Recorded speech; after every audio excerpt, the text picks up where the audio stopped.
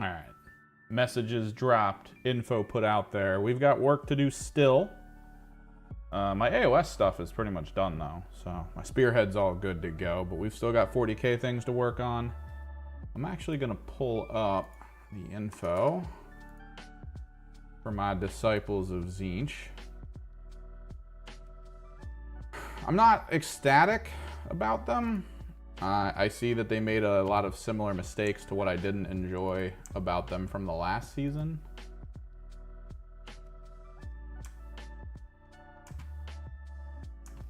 There we go. But it is what it is. What's up, Quendy?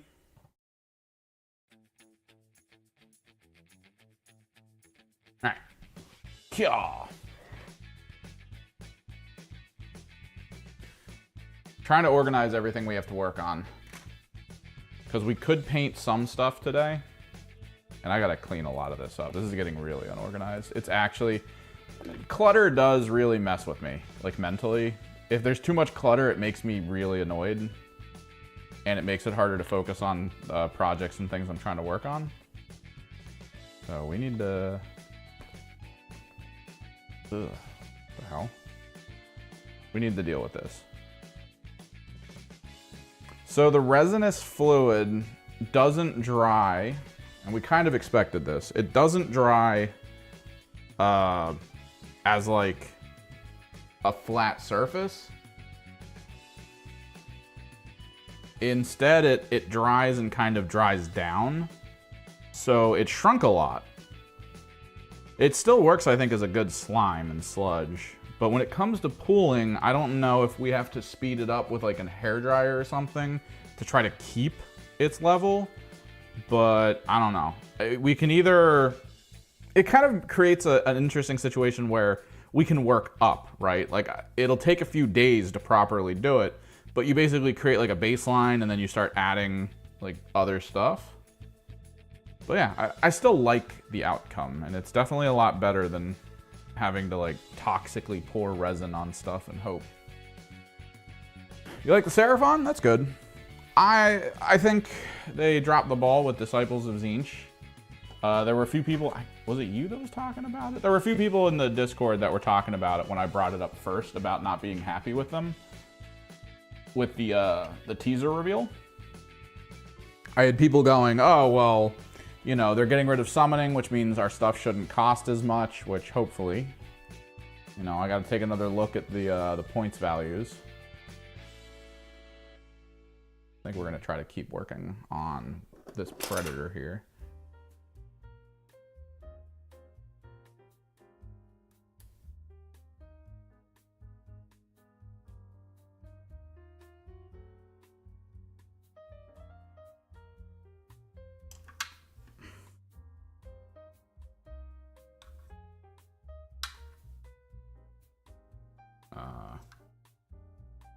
Why is it not locking in properly?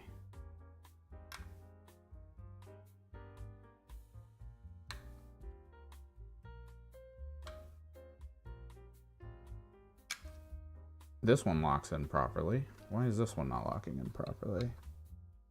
Is this too close to the outer edge? It shouldn't be. I think it is.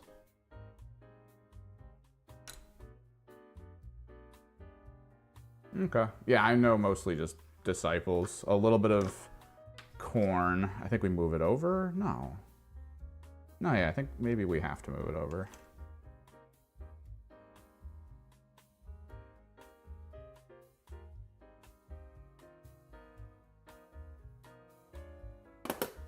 I know mostly the people I've fought against, I guess is how we'll put it.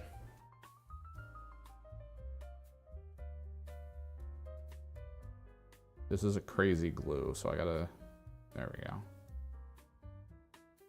There we go. Clean it up, too.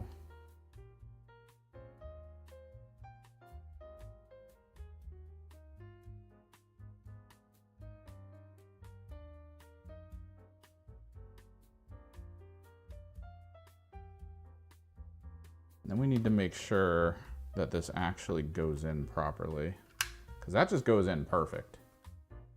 This one, I need to make sure it goes in. Yeah, see, it would go in flush. I think it was just that it was a little too far over as a magnet.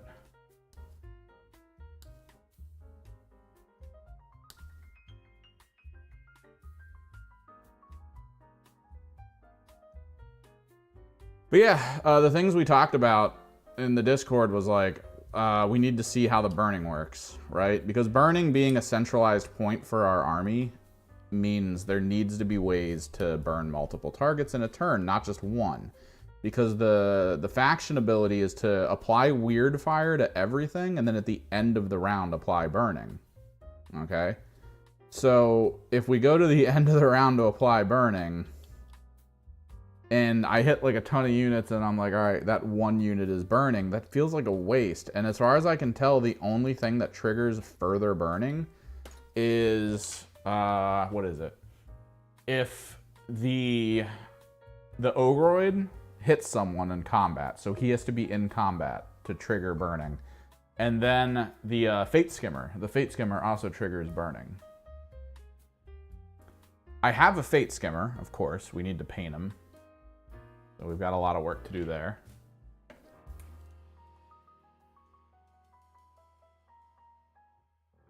But I need to figure out what's kind of worth it to put together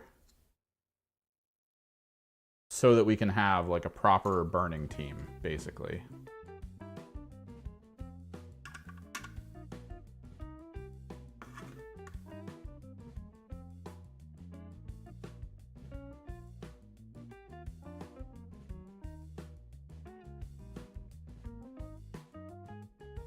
Yeah, Thousand Suns don't really, or the Disciples of Tzeentch don't really feel like magical still. Like, they feel kind of magical, but not really.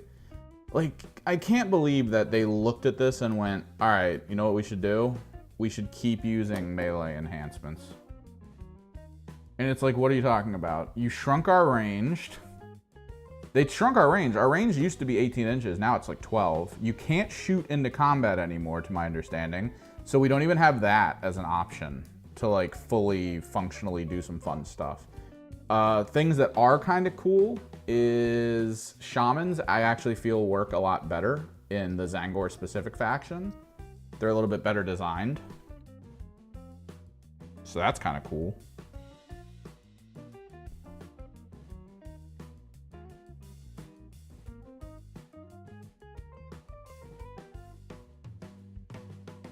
But I remember we were talking about it on the Discord, and it was like, dude, all they need to do is come forward and be like, hey, flamers, when they hit targets, give them the burning debuff. And it's like, yeah, they can if you choose, because it's still weird flame.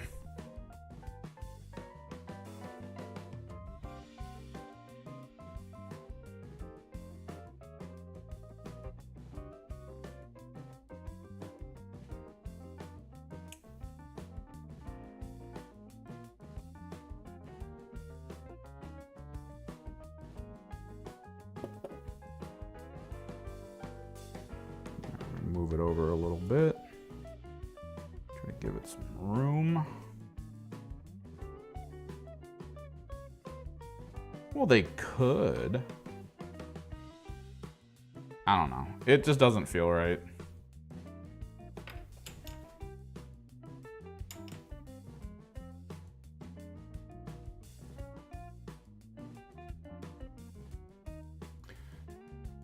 We still have our Destiny dice, but the problem is that damage dice can't be replaced with Destiny dice. That's still an issue in my opinion, because damage dice should be able to be replaced. I think in 40k, damage dice is replaced by things like Fate dice and stuff like that, which that's huge. You being able to be like, look, I need a roll of a 5 on this D3 damage to kill you, and I have a 5 in my Destiny dice. Let me just use it. That's a big thing in 40k, and in AoS, it's just casting rolls, unbinding rolls, banishment rolls, run rolls, charge rolls. Not only that, but you get 9, and I think there's only one ability that I've seen that lets you add 1 back.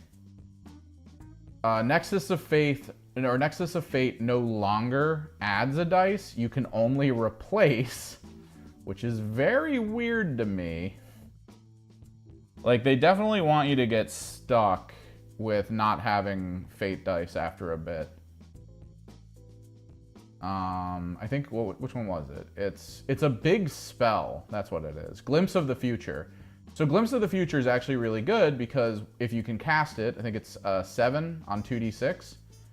If you can cast it, you set aside how much Destiny dice you have, and then you just roll. You set aside the 6s, right? And then you re-roll everything, and then that's what you just have. So you can hold 6s and hopefully fish for more 6s. That's cool. But if you're out of Destiny dice, you get 1 for casting a 7-value spell. I don't know, man.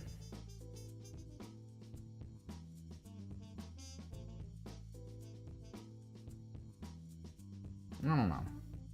It feels weird. Yeah, but like, even then, it should still be fine, right? Because most of the damage benefits I get are D3, so it's only 3 mortals. Which, if you have 3 guys left in a squad and I'm hitting you with a spell, and you're all 1 wound each, and you fail, like, I want to be able to be like, all right, let me wipe that squad by expending a 5. Or a 6, if that's all I have left. I like that Fold Reality exists as a general thing rather than the thing that comes from, I think it's, which one was it? It's the spell that they had in the Underworld's stuff. So that was kind of cool.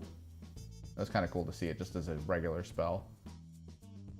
Transform into Spawn, about what it is. Burning Sigil seems really bad right now. The original Burning Sigil was just, if it kills something, you get a Chaos Spawn.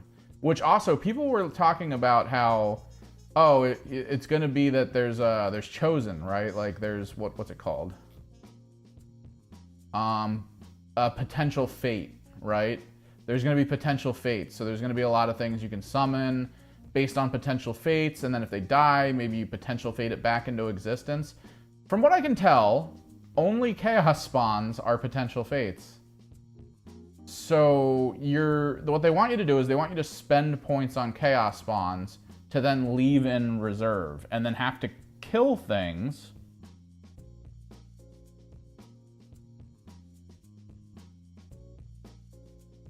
Okay, so you can still shoot into combat. Is there like a -1 to hit situation? I'm gonna have to hose over the core rules tonight. Make sure that I don't miss anything. I might take home my spearhead and just like pseudo roll stuff out while I'm sitting there. But yeah, conflagration. Pick an enemy unit that had any damage points allocated to it this turn by Weird Flame spells or shooting attacks made by that weapon. Have the Weird Flame ability to be the target. The target has the burning keyword.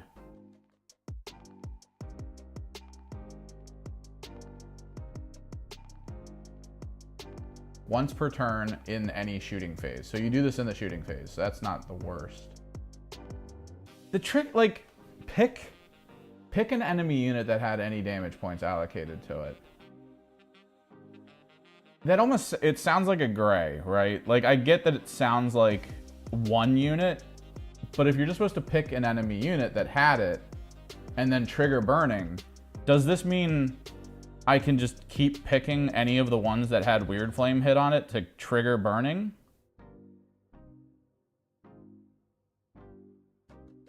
Oh, okay, so Skyfires. Actually, Skyfires are really cool now. I kind of like Skyfires before, but Skyfires felt like they were meant to... Let me... Hang on.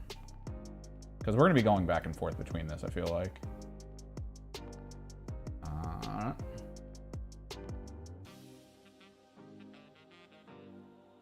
Fade.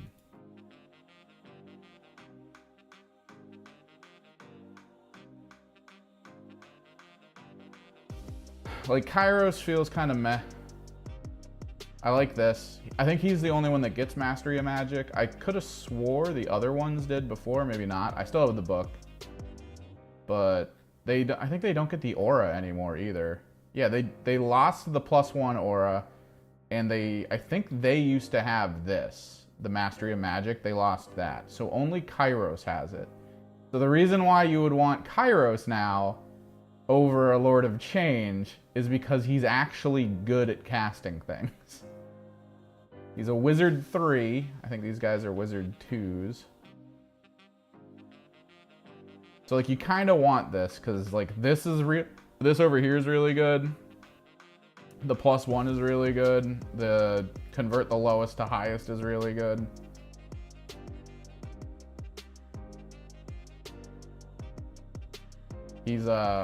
He's not ranged though.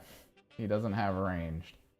Then again, I think it's only the Rod of Sorcery users that get ranged. Thankfully, it's still 18 inches. 3/3, round 1, Weird Flame.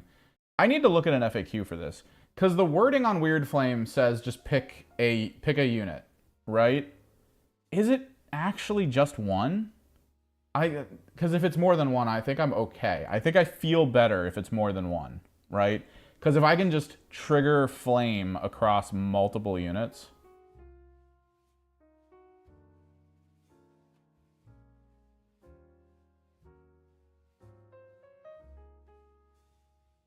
What do you mean? You have a Wizard 3s for your regular Slanesh?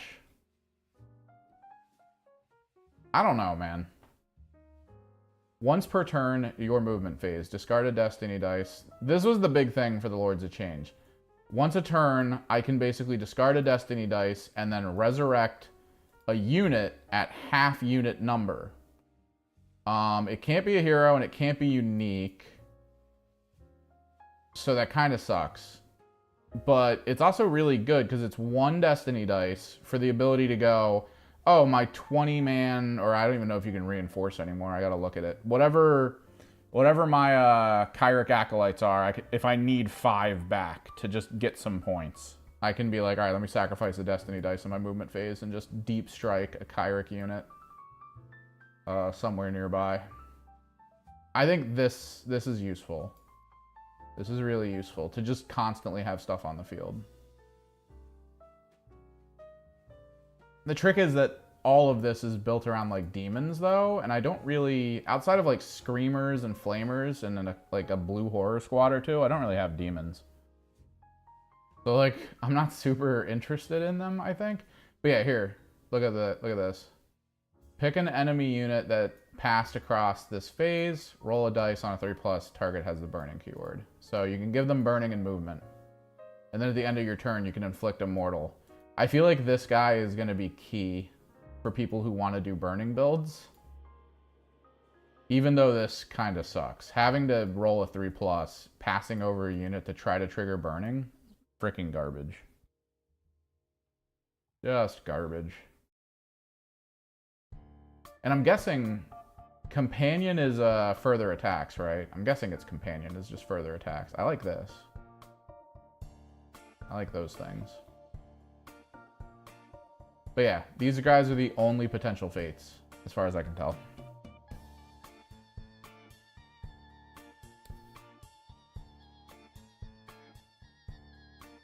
Oh yeah, well, you're the big frog wizard, right? Yeah, no, I thought he was like an ancient or something. Like he's basically the equivalent of a chaos god, just not a chaos god, right? So you get he'd be more comparable to Kairos, who does the +1 to casting rolls. This guy's subtract 1 to hits. So he does +1 to casting. He is a Wizard 3. He doesn't have the ability to counter from anywhere, but I can turn my lowest D6 to a highest D6, which is really nice. And then once per battle, when I declare a tactical gambit ability, I can pick one of these things. Pick one battle tactic that was already attempted. Pick 2 battle tactics you have not yet attempted, but you can only complete one of them even if you meet the conditions to complete both. The other does not count. So like getting points, I think this is going to be important. Oh, not the name one? Jesus. I don't know, man. But like, yeah, look. So these guys aren't... Yeah, these guys aren't potential fates. They have to be on the board. Unless you have Gaunt Summoners. And the Gaunt Summoners used to do 2, right? Gaunt Summoners used to do 2. units. Now they only do one. Pick a friendly unit that has not been deployed. This target is now set up in reserve in the silver tower. And that's it. And then you can turn off the ability for a hero to get, like, benefits for stuff. Or no, this is the one that kills. If unmodified casting roll exceeds the target's health characteristic, it is automatically destroyed. So yeah. This is probably the biggest thing for the Fate dice, because, what is it? The average health, I think, for a lot of hero units is like 5 or 6 for, like, basic ones. And since you can do a casting roll from Fate dice, as long as you can get to 7. Like, if you have something on your side that's like 12 wounds, like it's a big monster, and I have 2 6s in my Fate dice, yeah, I get this thing within range, you're dead. Pick an enemy hero in combat with this unit. Well, this is the problem. I have to be in combat, and it has to be my hero phase. So this guy has to live. I don't know, man. I don't see the combos. I just don't. I actually like the Ground Gaunt Summoner a bit more, because the Ground Gaunt Summoner, I believe, yeah, they do better Deep Strike. Like, it's Deep Strike from 7 instead of 9, which is really cool. These guys suck. These guys absolutely still suck. If they're a Wizard 1, right? Wizard 1. If they successfully cast a spell, you add 1 to the unit's power level, which I'm guessing that's this. I gotta look up what a power level is, because there's capture, there's control level, and then there's power levels. If 2 or more dice in a casting roll for this unit has the same value, the spell fails. So if you successfully cast 1 spell, you can cast another. If it's a duel, like if both the dice are the same number, you take d6 mortals. Now, it used to be that this would turn him into a chaos spawn. He no longer turns into a chaos spawn if he dies, so that kind of sucks. This, though, friendly Disc of Tzeentch units can charge, and after they use run. So you do this alongside, of course, Zangor Enlightened. These guys. You take a squad of these and a Magister. That way these guys can move 14, run, and then charge. And then it's, if you're in the second turn, like if you have second turn for the overall battle round, or if you're considered an underdog in the moment, +1 to damage if you charge. So damage 3 is really nice. You know, Rend 1, hitting 4s. Not bad. They're interesting, but they're also not interesting, I think. Like, it's kind of a problem. This sucks. This absolutely sucks. Because it's, at the end of the movement phase, everything near it, within 9 inches, you have to roll 2 dice and then pick 1 for the result. So you hope for all of your stuff you're getting like this, or potentially this. What the problem is, if you do this on an enemy because you're like, let me get some mortals, you add this to their shit. So, like, that kind of sucks. But yeah.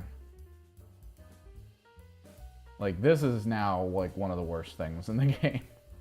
This might be cool, though. Although I need to look up how this works. Like, how do I control it? Do I just control it? Do I just make it and then it's mine?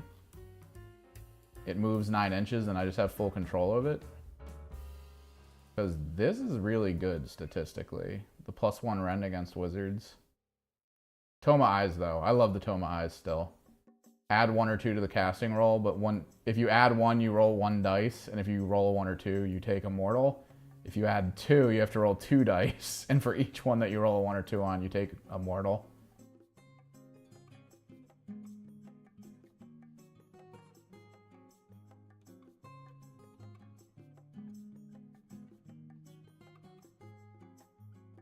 Honestly, this is probably going to be the one.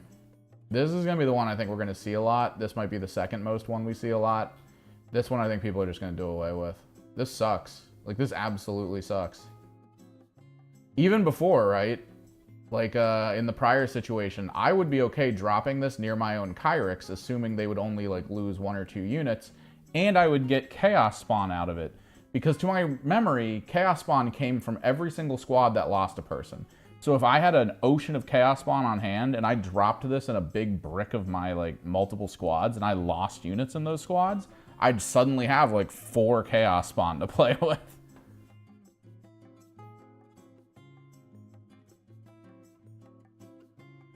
But they got rid of that. And then, yeah, the Spearhead, which is whatever. Here. Take a look at enhancements. Toma Eyes seems good. I like Toma Eyes. So yeah, this kind of still garbage, but it is what it is. Controlling dice is always a strong thing. This, I need to look up FAQ, because pick an enemy unit that had any damage points. Is it just one? Or can I pick multiples? I'm thinking it's just one. Like, this just means it's just one, which is garbage. If they let you pick any unit that took a weird flame spell and then you could turn it into burning, I'd be okay with it. Because if I spread burning everywhere on an army, that's great. But if it's literally, oh yeah, pick one. Like, all right, cool, thanks. Thanks. Because, again, we saw a lot of characters down there that were like, yo, burning things are going to have negative effects. Or you'll do damage if you're near them. Or, like, there's just an ocean of good burning function, right? Just good burning concepts that make this shitty. Like, if, in my opinion, the whole point of the game would be to burn as much as you can. That way, when it gets into combat with you and it's hitting you at 1 less, maybe its armor's reduced, like, it has all these debuffs because it's burning, and it's attacking something that gets benefits against burning. It's like, there you go. No, yeah, so you can get 2, which means I'm going to be spending on Overwatch almost every phase, which means ranged units are important, absolutely. So I'm going to be spending pretty much all the time on Overwatch. Once per turn, army, end of turn, roll a d3. Although, like, if I'm spending on Overwatch, I'm not aiming to not kill your unit, if we're being real. So, like, again, who cares? Passive, if a burning enemy, yeah, if they heal or do whatever, it goes away instead of the heal. These things. Battle formations. Pick one of the following battle formations. I think the one I was looking at was this one. Because each time a friendly, and this isn't a typo, Zangor are now the war flock. Dad jokes. Dad jokes. Unit uses the rally command, which I need to look up, but you get 3 additional rally rolls, which makes me think you could basically full heal a whole squad. I need to double check it. Because you're rolling 4 dice, I think, total for rally for your heals. Like, this sounds fantastic. Subtract 1 from wound rolls for attacks made by burning enemies. Again, you get 1 in your opening turn, maybe 2 if you Overwatch. No, yeah, this sounds good. I like this. And I have a lot of Zangors. Because Warflock, I think, Warflock is any Zangor, so Zangor Enlightened get covered by it. Twists of Fate, and I think Kyrics kind of play into some stuff. I'm pretty sure Kyrics play into, like, the return of Zangors as well. Roll a dice on a 3+, remove the target from the battlefield, set it up again. I don't understand this.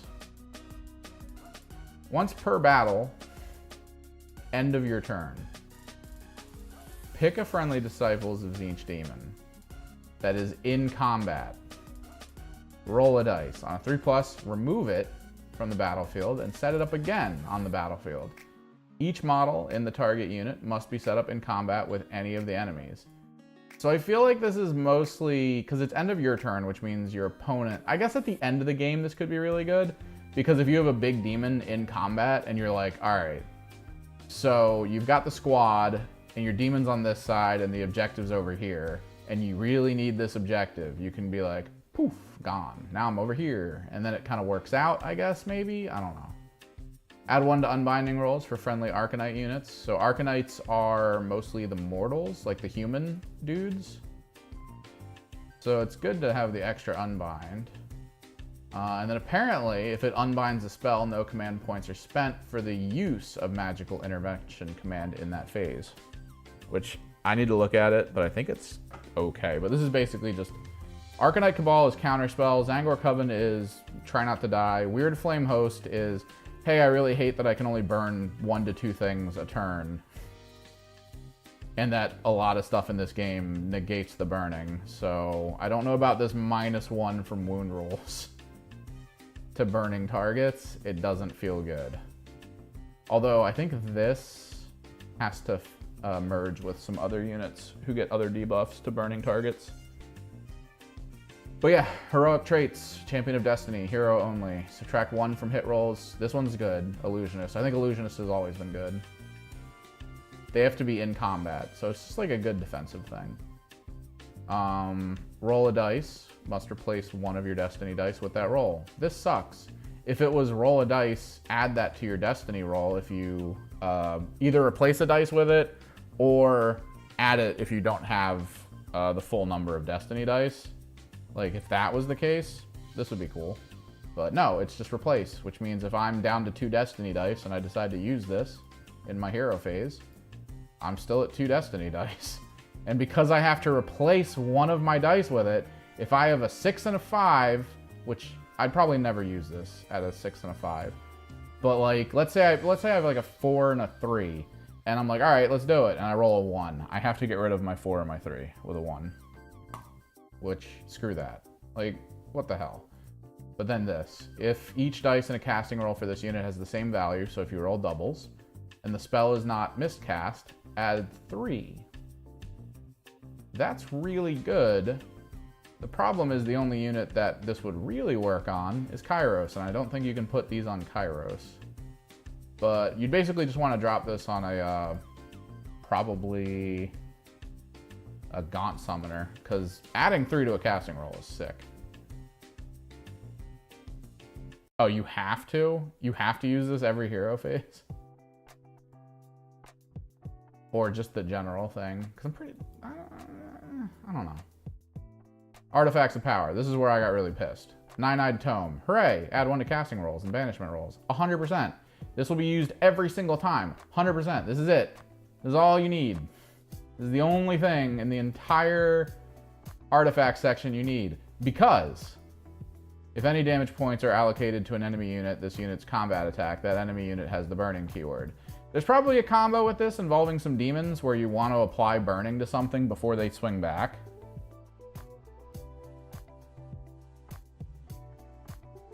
But like, again, why are we in melee? What's this? Ambition's End. Pick an enemy wizard. So this is the human version of the Demon Heart, because it's kind of Demon Heart, but it only works on wizards. Inflict D3 mortals, subtract 1 from casting rolls. Not for the, oh yeah, for the rest of the battle, which is kind of what it used to be. And I think, yeah, the tome is just better. Like, by and large, it's just better. And this is garbage. Spell lore. These are fine. Infernal Gateway is about what you'd expect. If you're not using Destiny dice heavily, you want to do this. It's good that it has a minimum of 4 dice, but if you're not using Destiny dice and you have 9, congratulations, you win. Pick a friendly Disciple of Tzeentch Wizard to cast spells. Pick a friendly unit wholly within 18 of them to target. Which one was this? If you have 4 more deaths. Oh, this is the armor enhancement, the Shield of Fate stuff. This is usually good. You want to like pre-apply it to like Enlightened or something and then send them in. Set aside any Destiny dice have a value of 6. Yeah, this is the full reroll. Declare, pick a friendly Disciple of Tzeentch Wizard to cast a spell. This is the D3 mortals, which, Fold Reality, this is actually good. And then, yeah, Transform to Spawn, which is apparently one of the only ways to really do this anymore. It's awkward, I guess. And of course, these are for the summon spells. But yeah, there's like a lot of units here that feel kind of shit in a way. Like, add 1 to the hit rolls for combat attacks made by friendly units that target a burning enemy, right? This is just passive. So if you can trigger a burn in your shooting phase and then go, this guy's good to have on the field. You summon friendly disciples of each demon unit, wholly within 12, rally, 3 additional rally rolls. So this is the version of the Zangor guy, but for demons, and it's an aura rather than a universal. These guys are the only summonables. Sucks. Changeling. Changeling's about what he used to be. He's kind of cool. He does his own thing. This is the thing where you have to be near blue horrors, I think. Each summon model in this unit slain before removing the model, pick one of the following. Pick a friendly blue horrors brimstone unit and then add 2 slain, up to 2 slain. Because you can't go above your starting number anymore. Pick an enemy unit in combat with this unit target on 4. So you can either mortal a nearby unit or restore some blue horrors. It's fine. It's okay. Not the worst, not the best. These guys just auto split, or not auto split, but 3+ split to brimstones. I think blue horrors are fantastic at this point as just annoying little units. Hopefully their costs aren't bad because they do get weird flame. These guys all pretty much get weird flame. This is why I don't like that weird flame is probably only a single model, is because you get all of these units that trigger weird flame. So you have the ability to spread weird flame around. Although Kairos apparently can't get weird flame. But you have the ability to spread weird flame around and you just can't. You just can't. Anti-infantry and weird flame on a burning chariot, of course. Pick an enemy unit that this unit passed across. This guy is the same rule as the other one. And it's just whether you want like a better ranged guy or... I think the other one has this. Yeah, inflict 1 mortal. This guy triggers the burnings to become mortals at the end of any of your turns. This is actually huge. Honestly, I'm gonna try to figure out if I can put Fate Skimmer in and see what I can do with him. 12-inch movement, 8 health, decent attacks.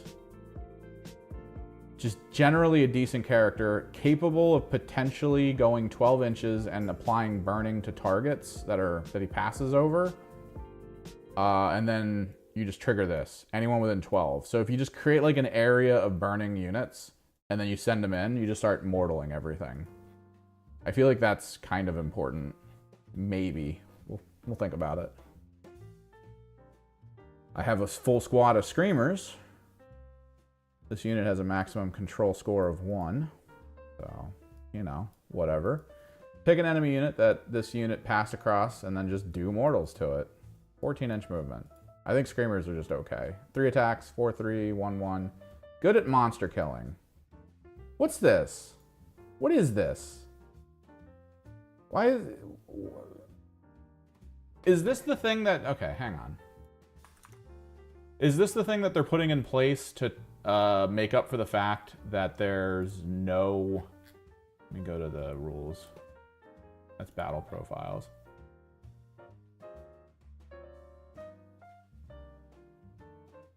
This is the thing that gets rid of the fact that you can't put people into squads with each other, isn't it? Reaction. Add 1 to hit rolls for attacks made as part of that attack ability. This also affects weapons that have the companion. What is companion? This weapon is not affected by abilities used by a friendly unit that affects the attack's characteristics. No, it's not. It's a bad thing, apparently. What? This weapon is not affected by abilities used by a friendly unit that affect the attack's characteristics or the attack sequence. So these guys cannot be affected positively by an ally. That's what this means? That's what companion means? It can't be affected positively by an ally?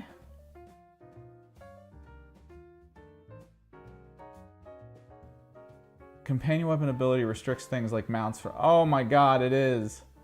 I genuinely thought... Oh, so you will get... There are abilities, there's reactions. Attacking, shooting, and commands used by using the attack ability. Add 1 to hit rolls. This does affect companion weapons. So there are things that go through it, but I genuinely for a second thought that this meant if like I charged with the Screamers and let's say another squad, I could choose a squad that doesn't have companion weapons. Or like, you could choose the unit and then all nearby or allied units in combat with this can go like alongside. Like I was really hoping, but it's literally just like, hey, if you have something that buffs to hit, you can't. It's like, oh, cool. Thanks. Exalted Flamer. Add 1 to wound rolls when targeting a burning enemy unit.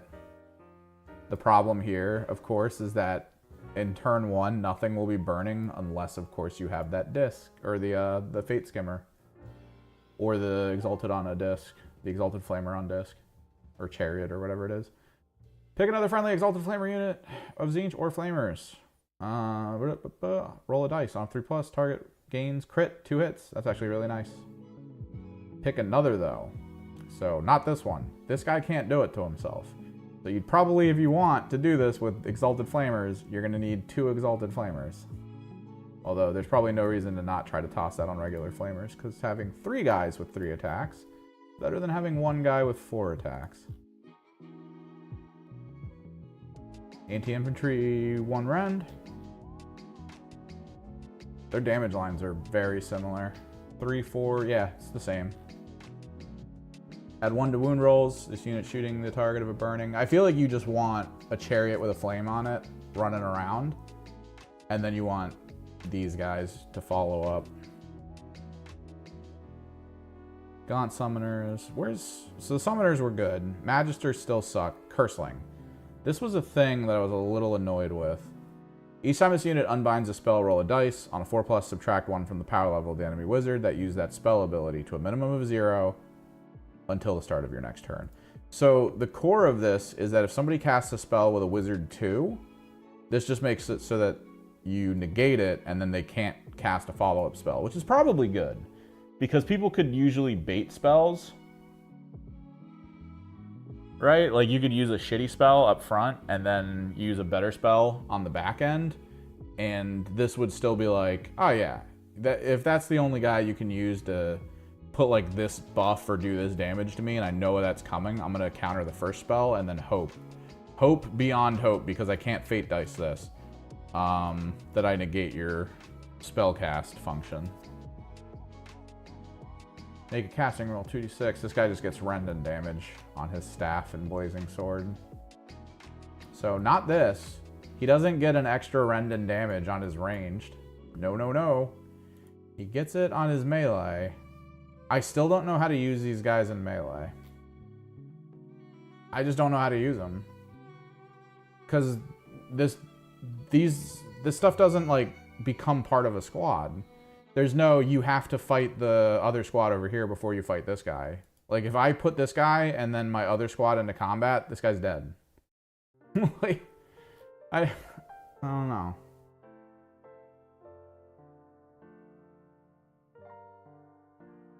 Yeah, this is the guy that can cause burning on hit. Pick an enemy unit that had any damage points allocated to it this turn by this unit's combat. Burning. These guys are good though. On a 3+, they cannot have fly, so this does not work on the Enlightened, like the flying Enlightened, but there are on foot Enlightened that this would work on, but this also just works generally on Zangors. Like on regular on foot Zangors, they can now run and still charge or even shoot, depending on what you want to do. Although who shoots? What war flock? Like, these guys have fly, so you can't use it on them. Zangors don't have ranged. Zangor Enlightened on foot don't have ranged. These guys aren't war flock. I don't know why they say they can shoot, since none of them can shoot. I don't know, it's weird. Pick an enemy unit within 12. Yeah, this is the one where inflict an amount of mortal damage on the enemy equal to the roll. Turn the number of slain models to the friendly target. So this is the one where you just do damage to people and then resurrect, which is kind of cool. Like these guys are good. These guys hang back, they stay behind the Zangors, and they just keep returning Zangors to the front line. Like, I think they're This is a fantastic unit.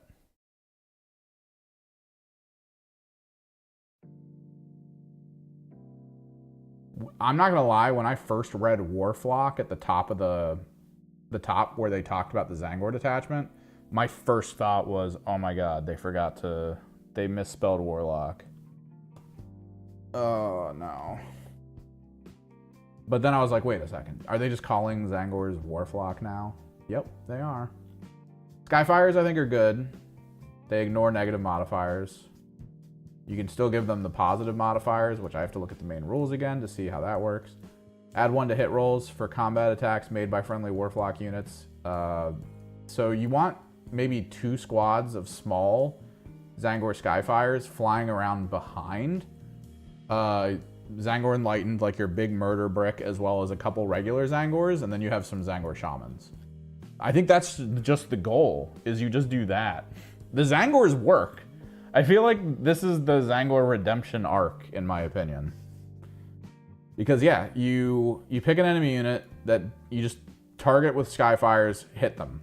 If any of them took damage, now from that point forward for the rest of the turn, Warflock get +1 to hit, so you charge in with, you know, you can charge in with, these guys aren't, oh yeah, no, they're Warflock.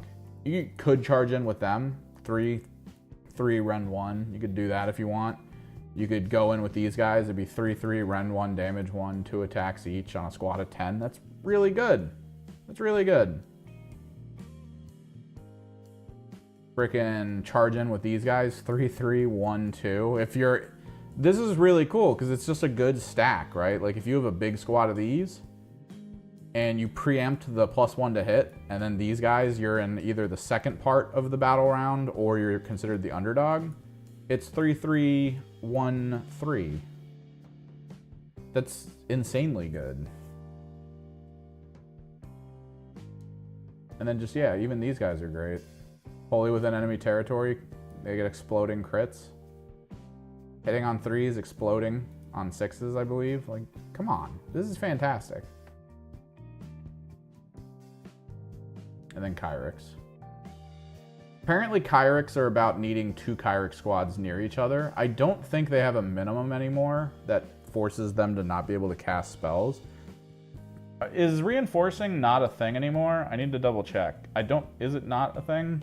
Because if it's not, that's probably why this exists. Because you do want 2 squads near each other. That way you get +1 for each of them for their casting rolls. And then yeah, Jade Obelisk and all this garbage. I need to play some Spearhead maps. I think I'm gonna take some of these models home. I might grab like a box with some models in it.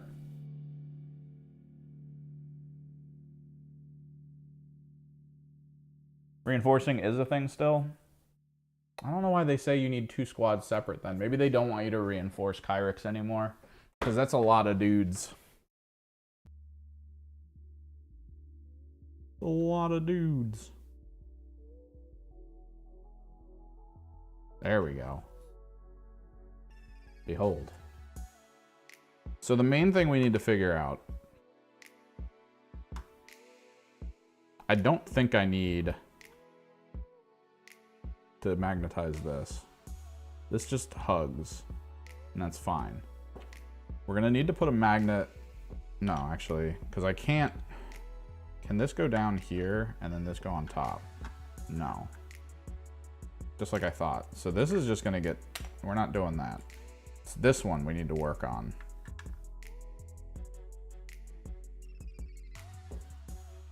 It's basically so that we can put it like that.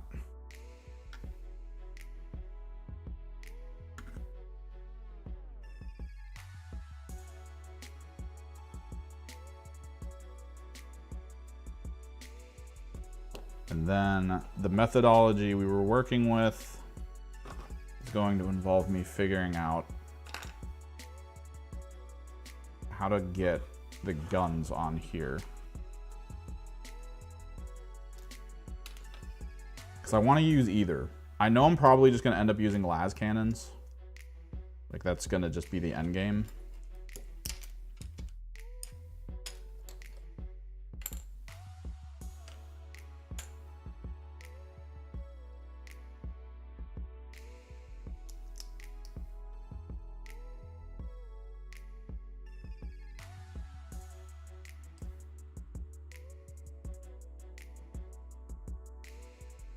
But I do feel like there is a level of importance.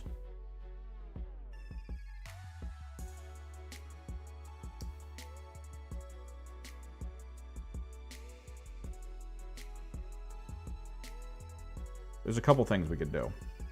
One of which I think is dumb, that I don't really want to do, but might end up being what we do. So a method that I used on my Chaos Tyrant was putting magnets inside the gun itself. That way, when I'm not using it, I can just pull it apart. And then that way we could get to a situation where I'm like, all right, let me put this here and hold it, and then we'll just magnet snap this onto the other side. That was one idea that maybe we could do. We're just gonna need to clean it and get the magnets in place. The alternative was trying to figure out how to put a magnet inside every single one of them, which will probably sit in here.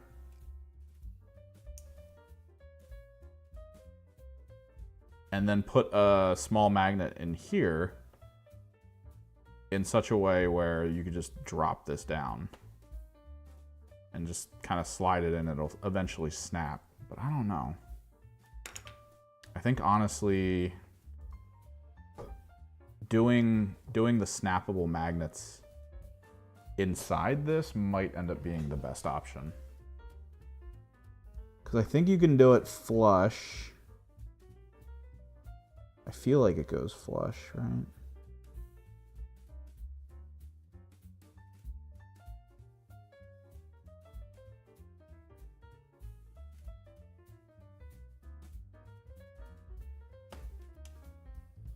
That way you still get the turn, the pivot. Because the problem was I was thinking of just doing a hanging magnet on the bottom here so that you can just take this and kind of snap it to the top, but then this will just always be facing one direction and then this will just turn on its own. Struggles, man. The heavy bolters can definitely have the internal magnet. So can the las cannons, it looks like.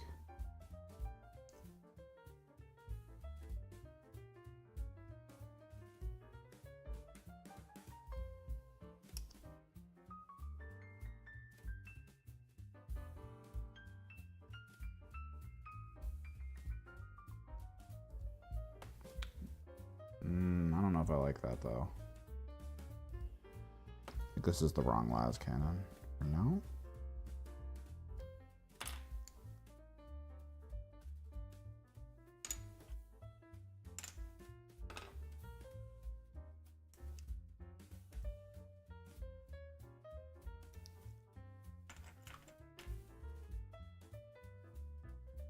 Dude, what is wrong with these las cannons?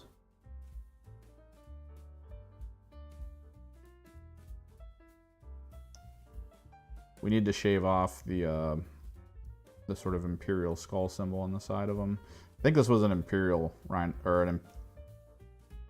Wait, what's happening here? Okay, there we go.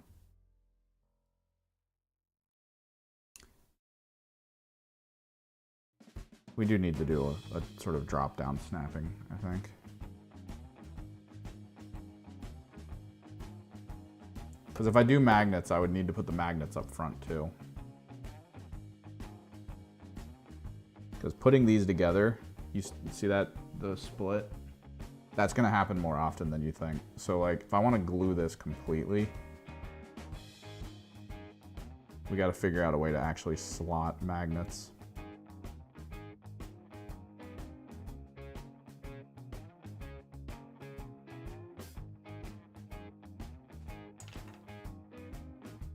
I knew this was going to be the biggest struggle bus part of this process.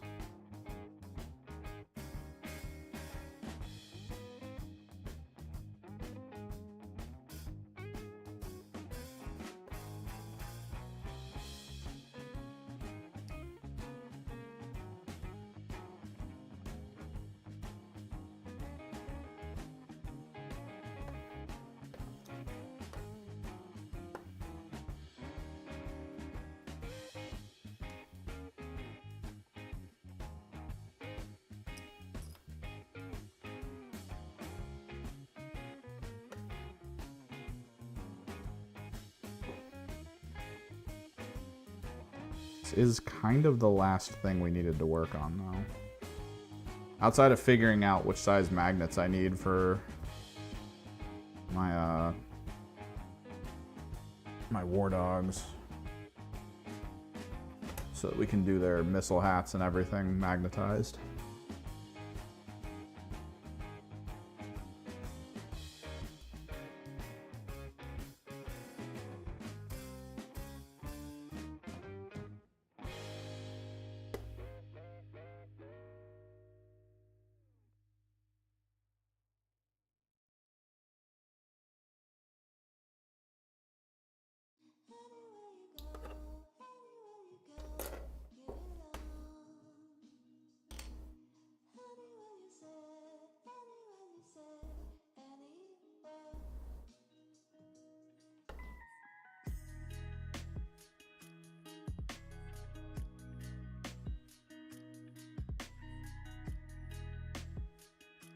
I'm also kind of severely worried about this. I don't know how I'm going to put a magnet properly on the bottom of the connecting point, because technically what it should be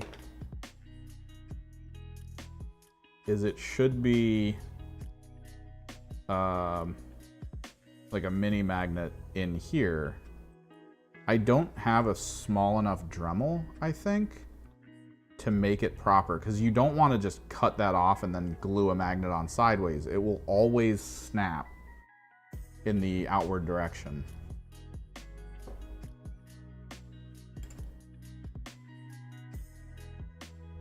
So I need to figure out if there's going to be a way for me to put a really tiny magnet in here.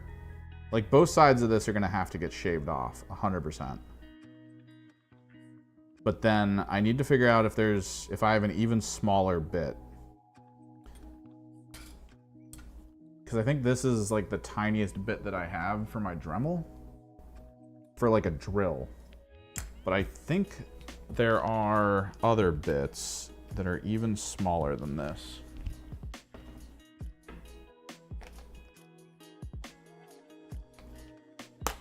That are maybe meant for other things.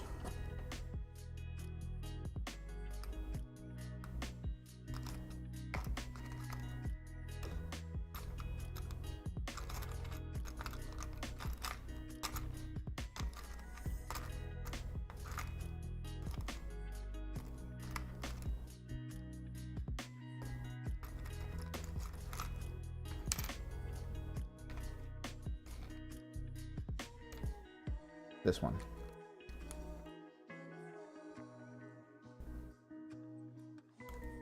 I need to be hyper careful with it. But I think if I am hyper careful with it, I can make it small enough as a cut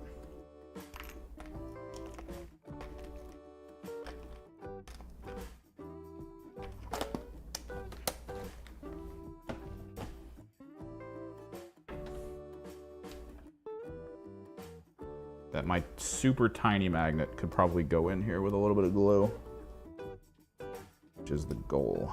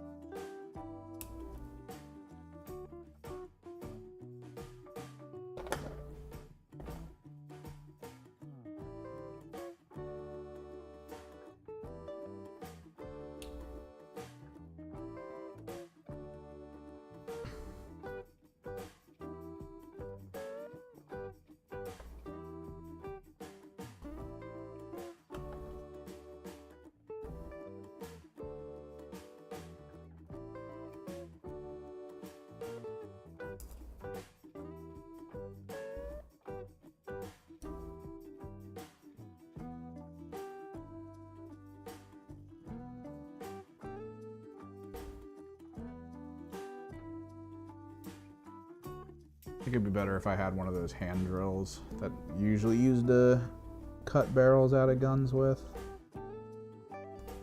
That way I could slowly do it. But beggars cannot be choosers here.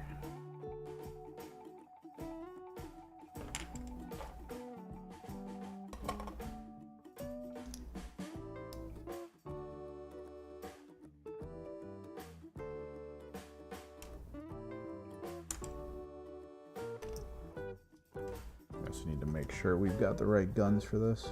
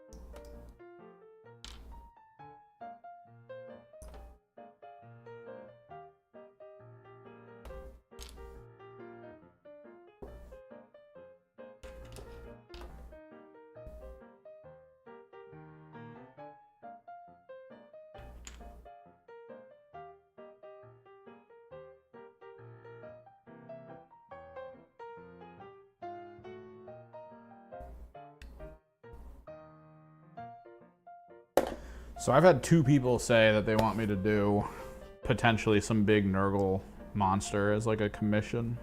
I feel like if we do it, this goo thing we did over here with the venom crawlers, I'm gonna need a lot more of those squeeze bottles. I'm going to have every fluorescent color in there, and I'm gonna make this thing look like it's vomiting rainbows. I think it'll look great.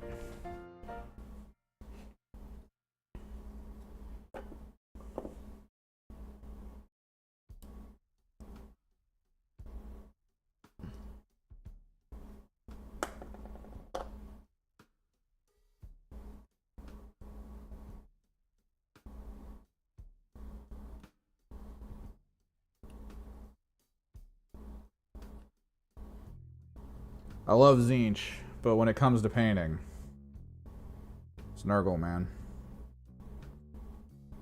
Nurgle's the army you really want to like get in there with and paint. They just look so cool. There's so much detail, so many ways you can go. It's fantastic.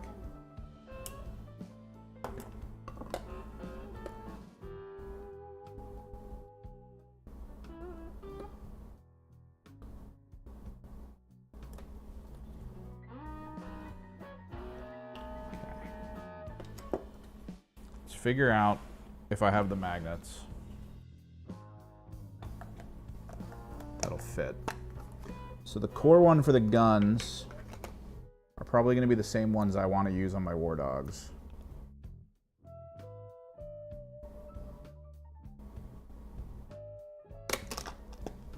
or for the arms rather, because they really are just perfectly sized to sit in there. And then we have to just guarantee the polarity on the guns. So let me plug this bad boy in.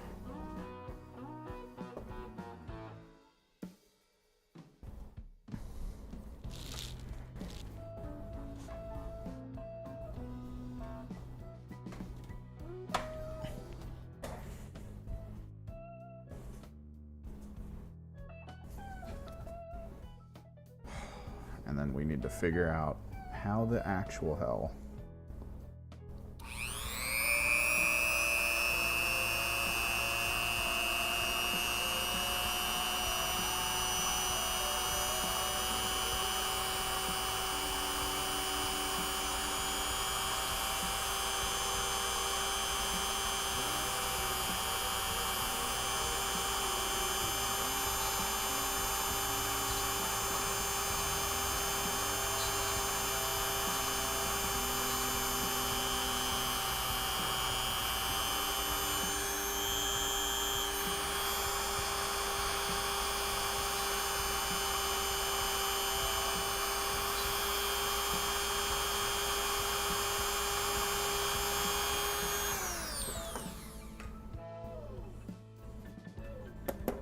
Again, being very careful.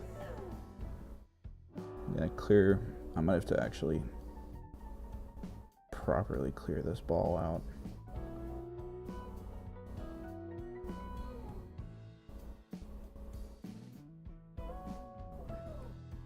There we go.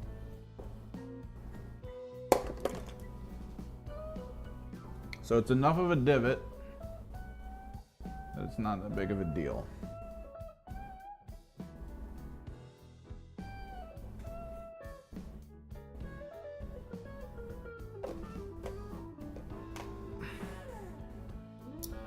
Oh, crap.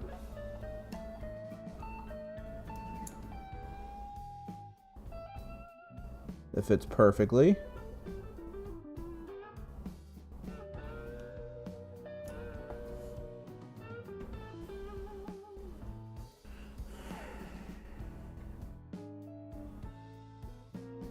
Let me grab some paper.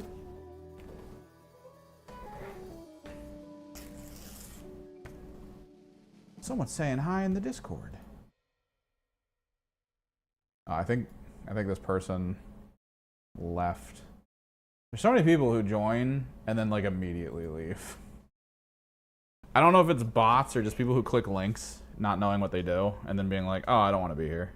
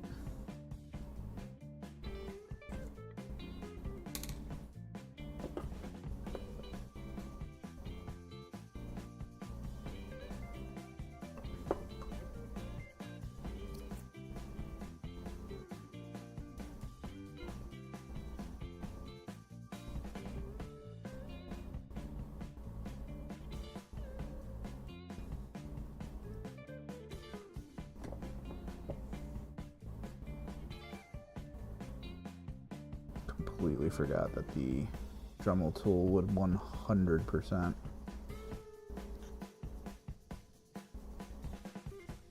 melt the plastic and push it through.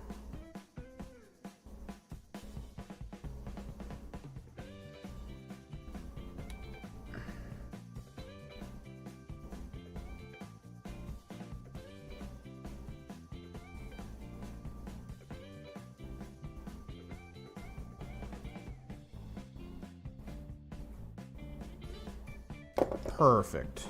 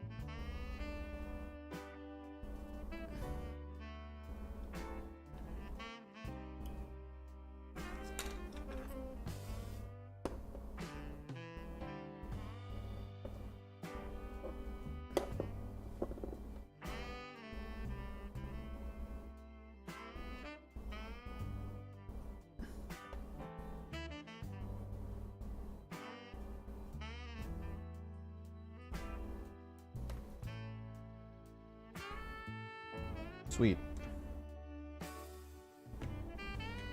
Actually kind of awesome, since I'm pretty sure I can just unplug this Dremel now and I'm done with it.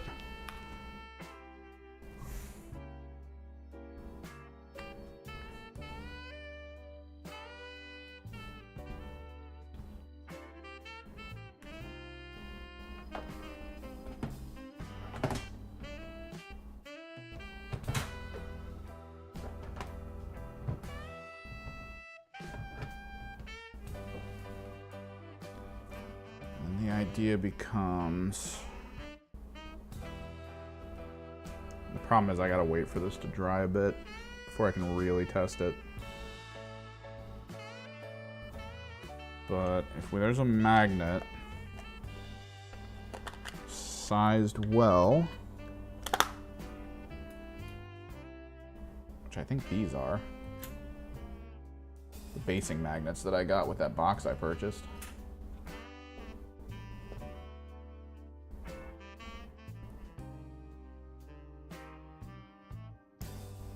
What?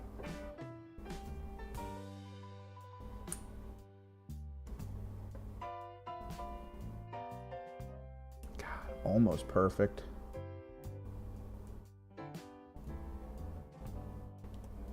Dude, they're so close to being perfect. Are you kidding me? I mean, I could get the Dremel tool back out and do it. Just gotta clear a little bit of this inside. Maybe there's a better magnet just in general.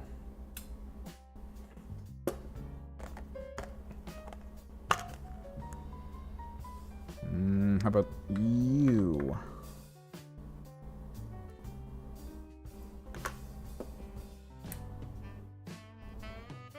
Are you the same size?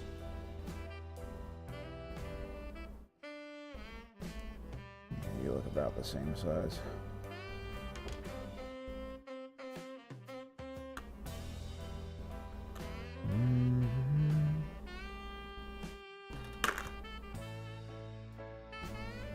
I think I might Dremel, because I don't want to do too much with these tiny magnets. A, I don't think they're going to hold that well.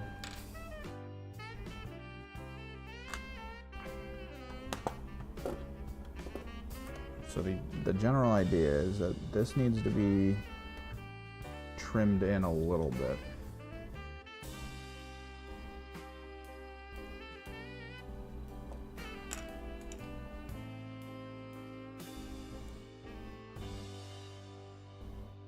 And then we just need to figure out the polarities.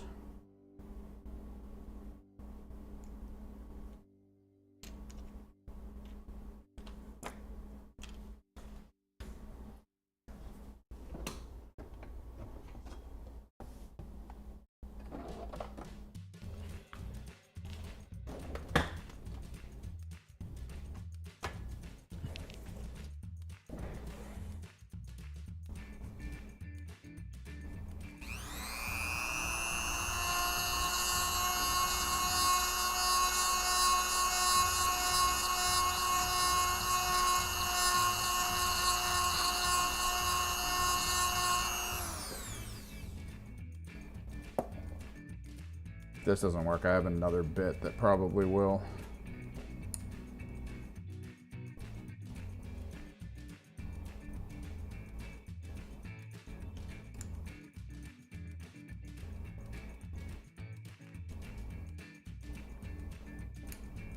It's starting to go in.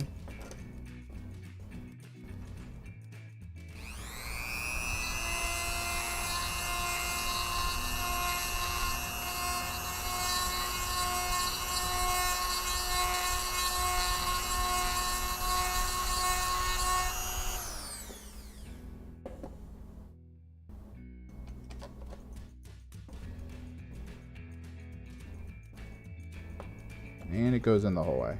Perfect.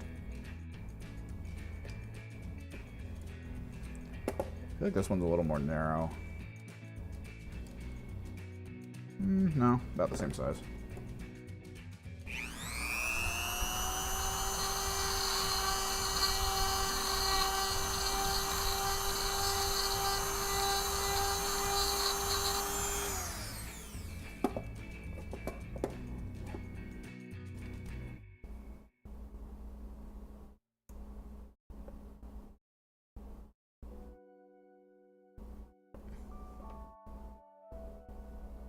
I think it needs a little more.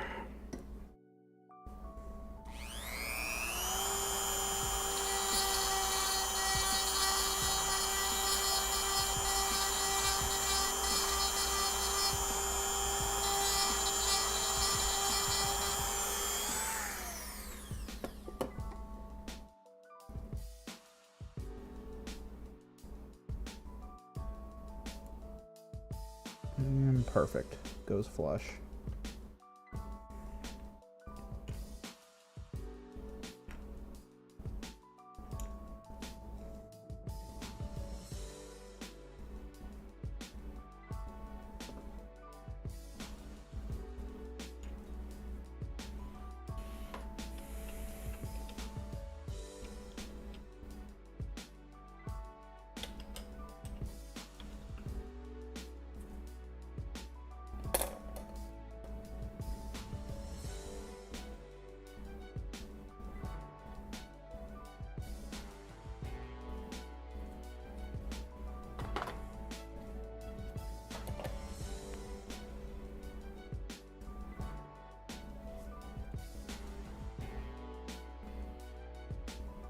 I wish this glue wasn't as stringy as it is. It's so hard to use it where it just doesn't create a string.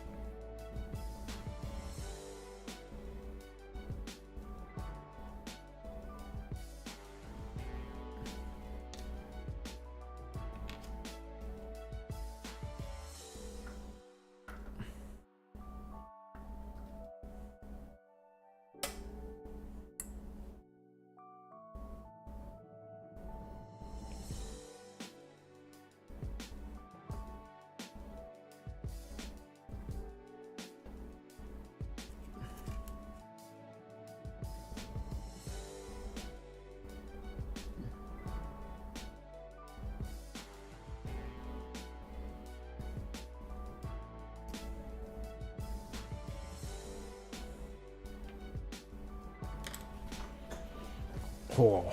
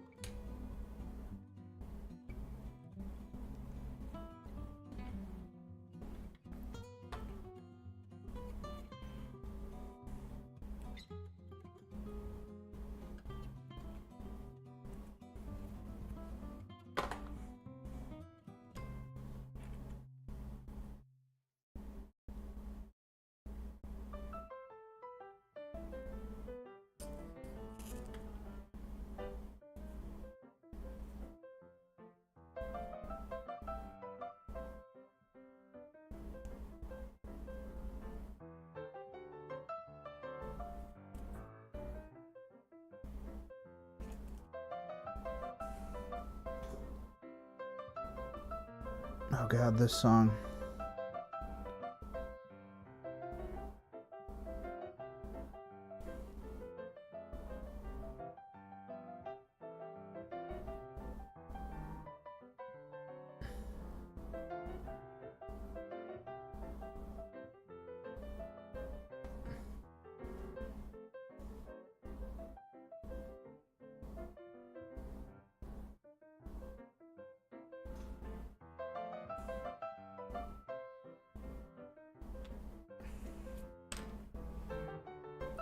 Last one.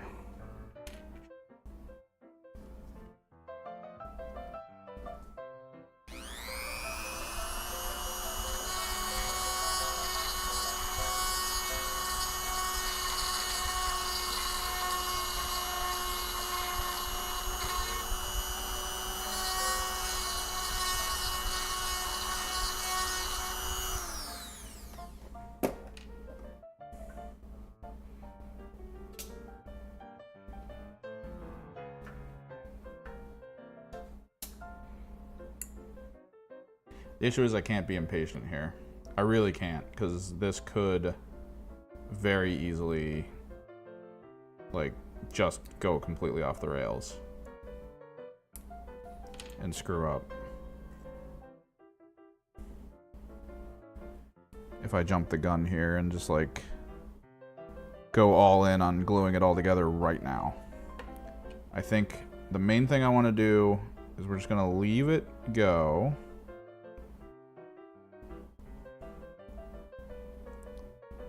For a little bit, and then maybe we get to work on these warp smiths.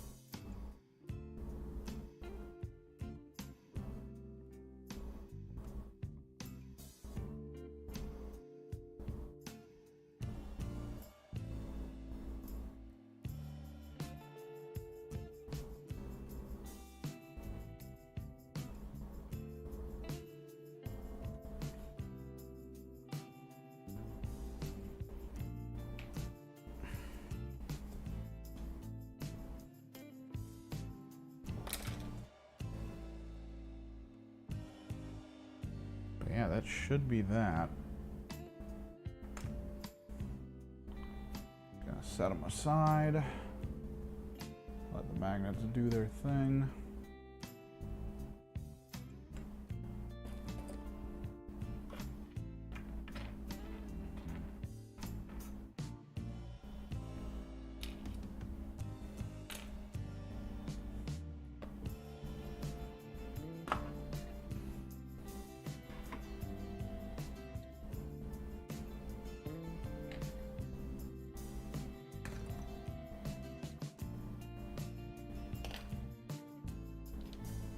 We have a completely adaptable predator at this point.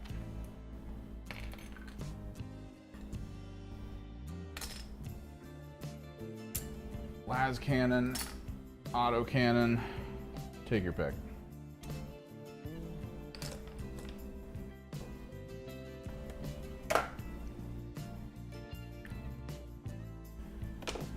We can work on the warp smiths.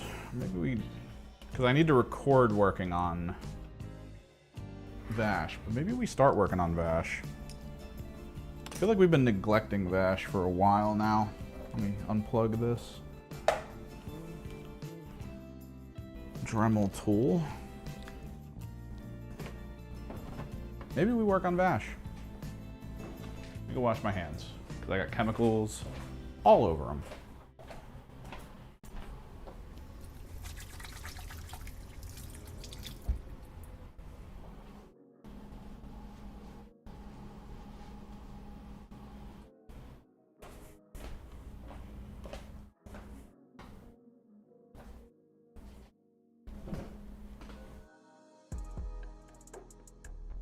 $2 o'clock almost. This is The mechanics streams of me building things always take like 2 hours. Every single time. Kind of expected at this point. Either way, Vash door. I think what we're gonna do with Vash, for his armor plates at least, we need to get the blue that I normally use.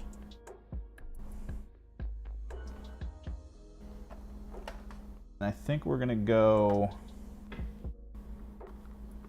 to the burgundy. So Sigvald. And Asserman.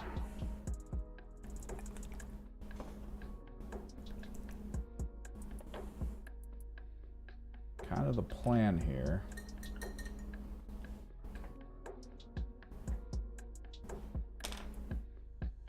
If you can believe that there's a plan.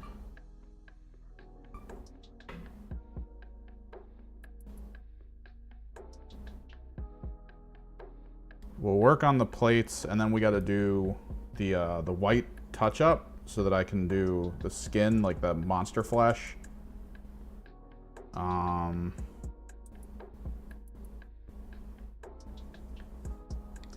going to be glowing bits on them, too. We got a few concepts we need to work out. We'll do that in a second. He's a large creature, so I think I will zoom out a little bit.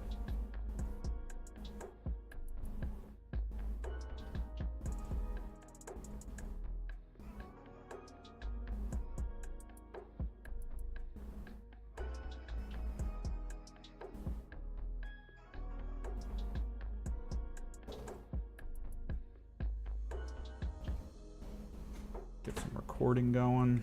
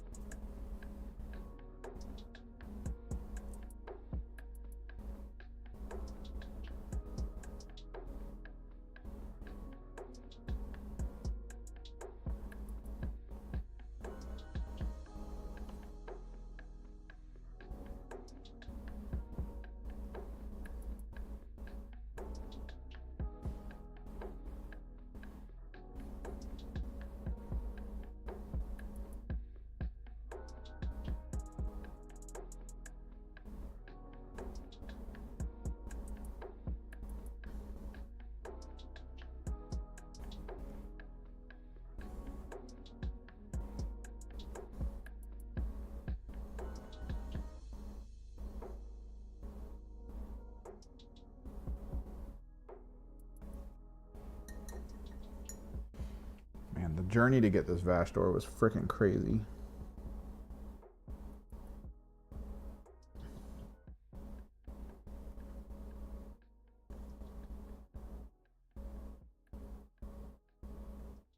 I'm glad I got him for cheap, too.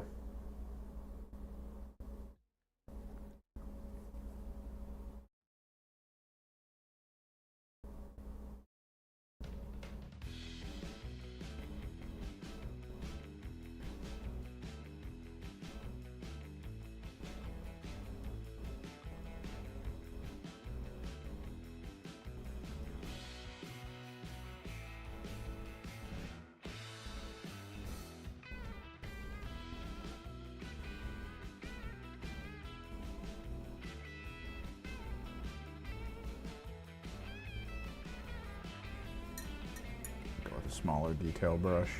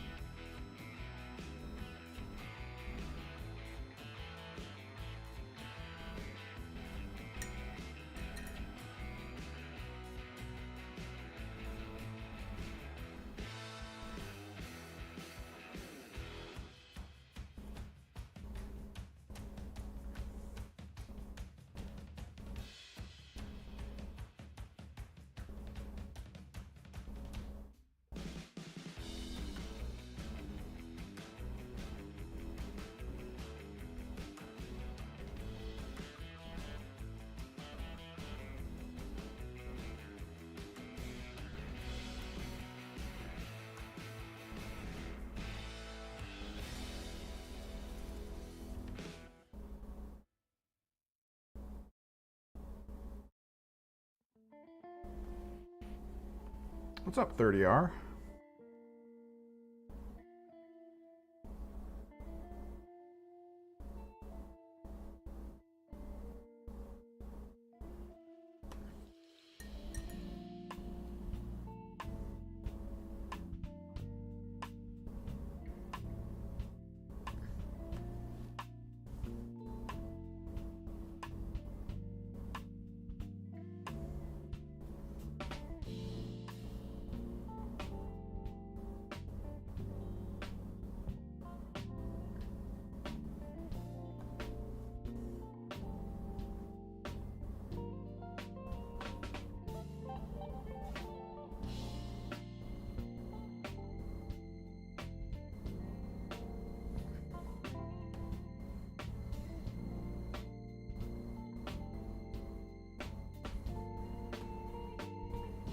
But all right.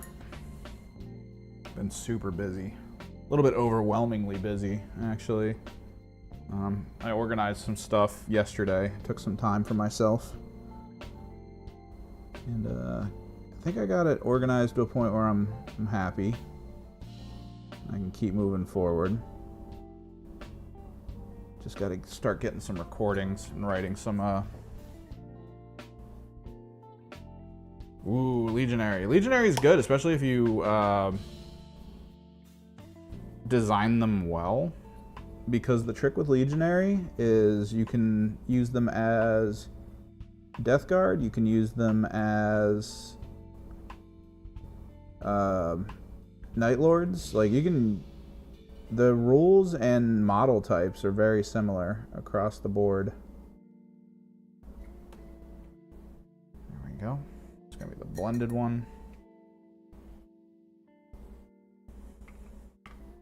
And we'll finish the rest out with burgundy, and then we'll go back on the gauntlets with the blue to burgundy combo.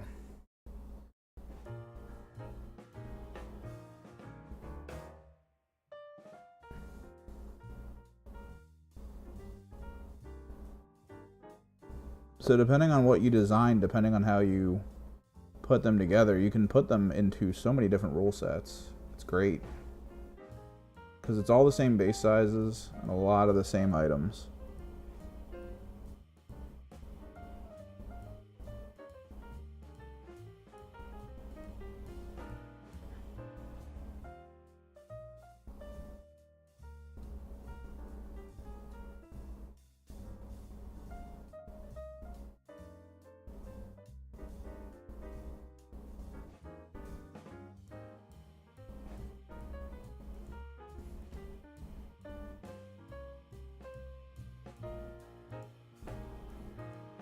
No, yeah, you don't have to buy the Kill Team box set. Just as long as you can organize the units to feel right. Like, I use a Warpsmith as my butcher because he's got the two-handed big weapon. Some people just use Masters of Execution. The trick is that the base sizes have to be right. They have to be 32s. So, like, sometimes when you buy something like a Warpsmith, you have to basically be like, I'm not using this as a Warpsmith.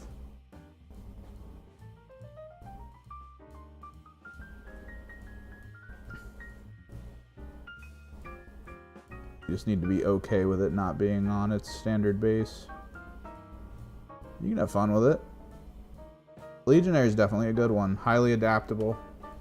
And the recent change allowing you to take multiple marks outside of like the standard 3 on a single match play roster / spec ops roster. So good.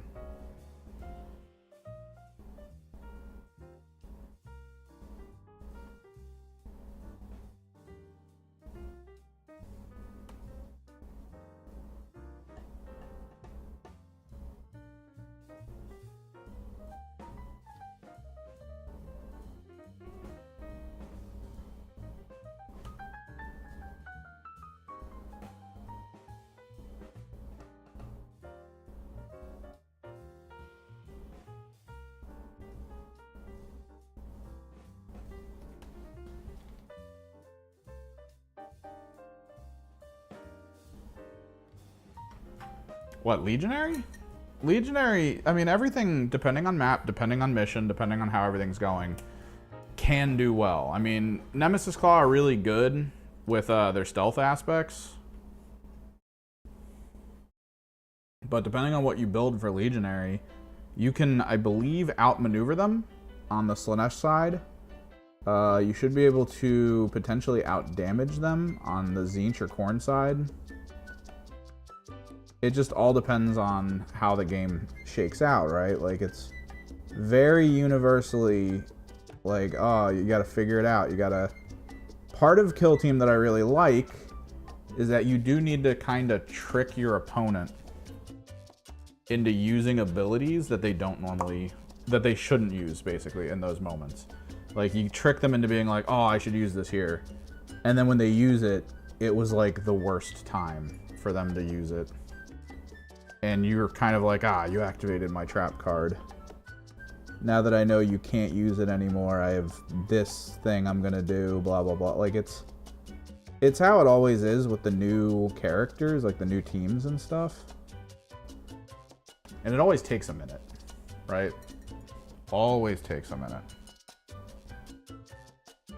for people to figure it out.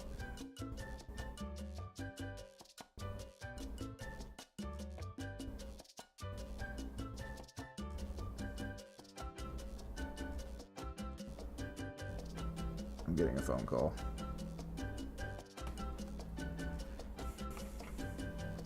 Hold, please.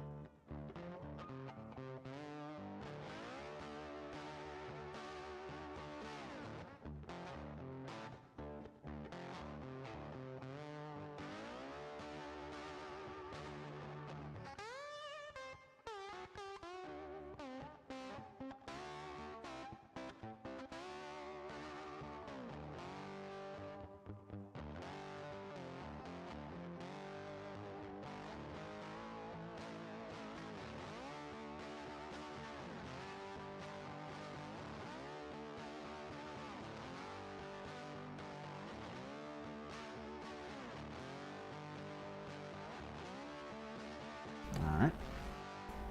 Back to gauntlet paint. Oh, he only had the one gauntlet. Leg guards?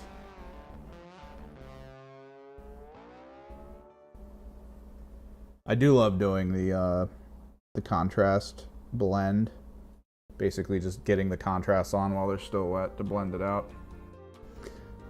Intercession, I don't know if they need to be buffed. They've been nerfed heavily because they were brutal. I feel like Intercession's still just good because they're less of a, hey, you have to do all these gimmicks to win. They're more of just a, hey, as long as you don't really screw up, you're going to at least keep the game close. They have so much health.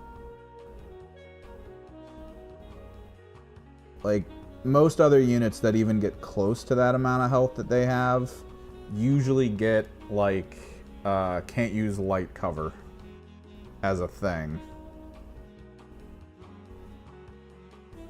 Meanwhile, the Space Marines are just like, nah, brah.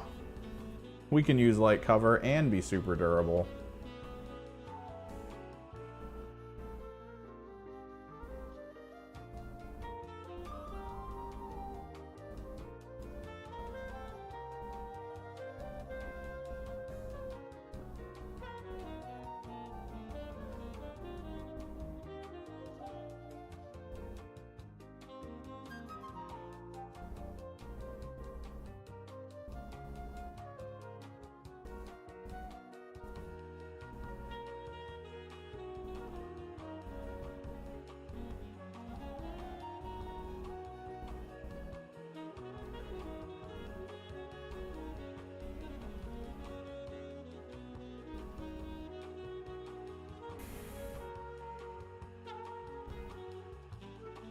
Well, yeah, okay, so gunners is one thing.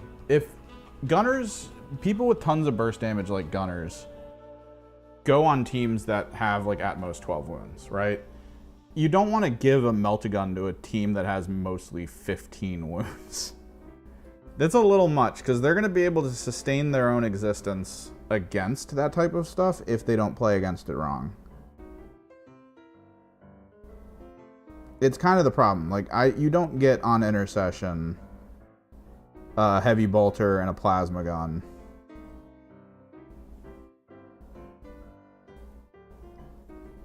If you're going to have as many wounds as you have. Now, that's kind of where, like, Strike Force Justinian comes into play. Like, if you want to play strong intercessors with options and variables, just play Justinian.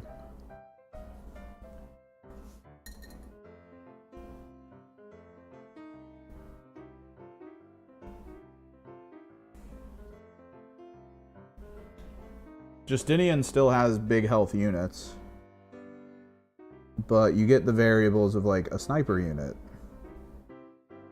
a heavy bolter,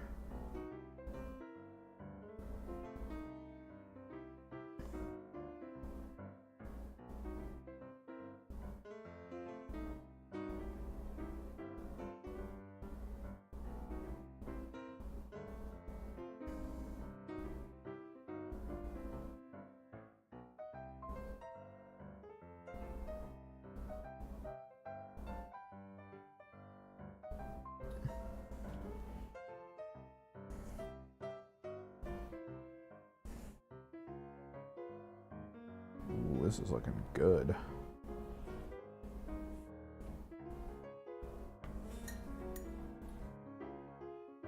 I like aspirings more than most. Although when I talked about it in the picking units video, people were like, dude, no one picks Chosen. And I was like, that's bullshit. Because 9 times out of 10, when I've watched videos of people playing Legionary, they're usually like, yeah, I go Chosen because that's the only option. And it's like, okay. I'm pretty sure aspiring, getting the extra action on kill is actually very useful, but okay. I feel like in the initial release of the Legionary, everyone was just like Chosen, 100%. Let's just go Chosen, just pick Chosen. And I think over time, the rest of the world went, wait, this game is built on actions and scoring, and the aspiring gets more actions than the Chosen on a team that's limited in units.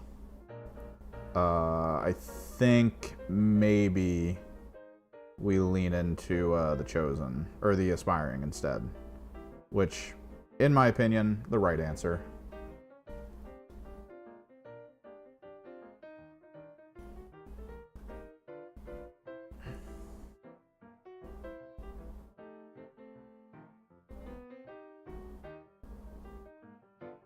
Yeah, man, Vashdor is really cool. He's way too expensive for his size and detail, though. He's like $100-something, and that's before the price increase that came out. He's about the size of a Demon Prince.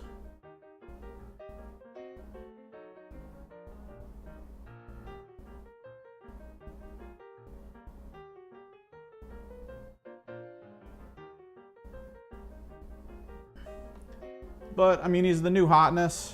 It made everyone really want to play him.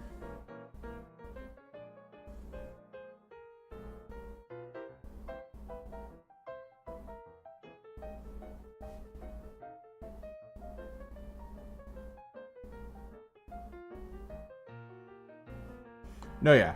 Well, okay. So, historically, people would pick the Meltas. Or the Plasmas over the Meltas. Which, Plasmas are usually really good.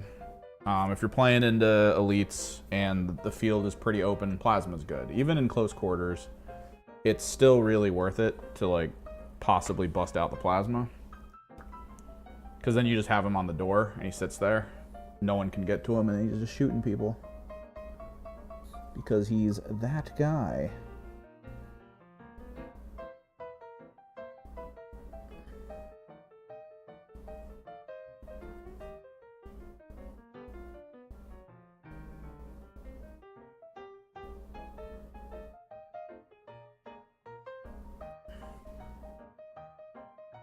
But I've been a big advocate of Meltas because it's easier to trigger traps with Meltas. Like, it's easier to position a Melta in a way where it's like, look, you can run up on my dude, that's fine. You can get him in melee, I'll probably live. But you're gonna have to contend with this Melta dude over here the moment you do it. And I'm gonna go ahead and tell you, you're probably not living. Especially on teams like the Kasserkin. Dude, the Melta on the Kasserkin team is just one of the most horrifying weapons in the game. What do you mean top 3 favorite? The way I view maps is just open. There's open, there's close, and then there's beta. And right now it's... I like close quarters, and then I like open. And then I think beta's getting better with some of the shifts and changes they made. But I still don't... I just don't get why it was beta. I was hoping it would be forests. I was hoping we'd be in the jungle. I was hoping Tyranids would be one of the first things we're fighting as a team. I mean, come on, man. We need the Nids. I don't know why we still don't have Nids.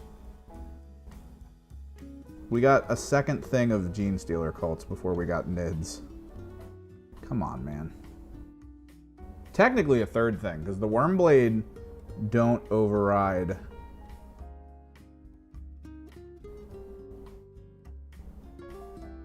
the original Compendium Gene Stealer cults.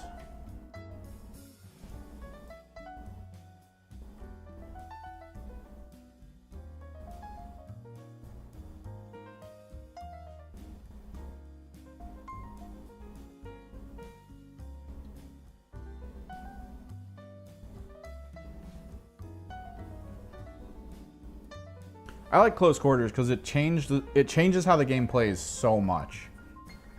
Like, on so many levels, close quarters just makes the game vastly different.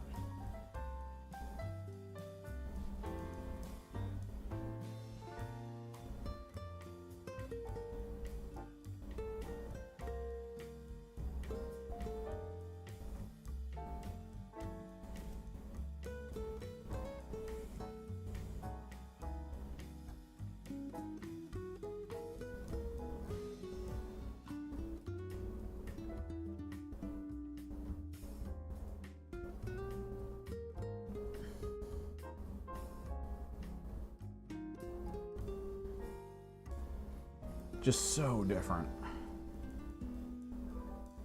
Like, the release of Close Quarters basically reinvigorated the competitive scene. Because now you had this situation where you as a player needed to be able to handle open maps and close quarters. Because that's what you would see at tournaments. You would see both maps. It was a way to filter people who were like, I'm really good at open because I cheese some stuff and blah, blah, blah, blah, blah.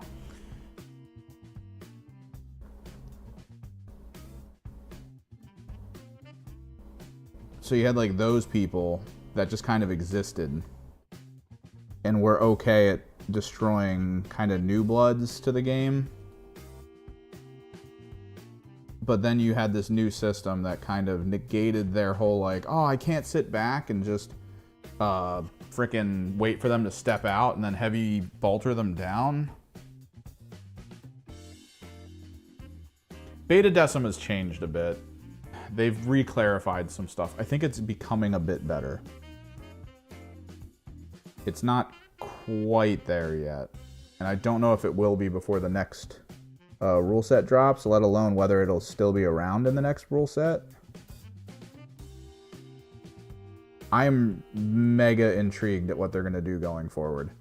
Because the original Kill Team 1.0, was just so uninteresting to so many people that when 2.0 was decided upon like coming out, they just stripped it and completely changed it to something absolutely new. Because Kill Team 1.0 is basically just 40k extra small combat patrol.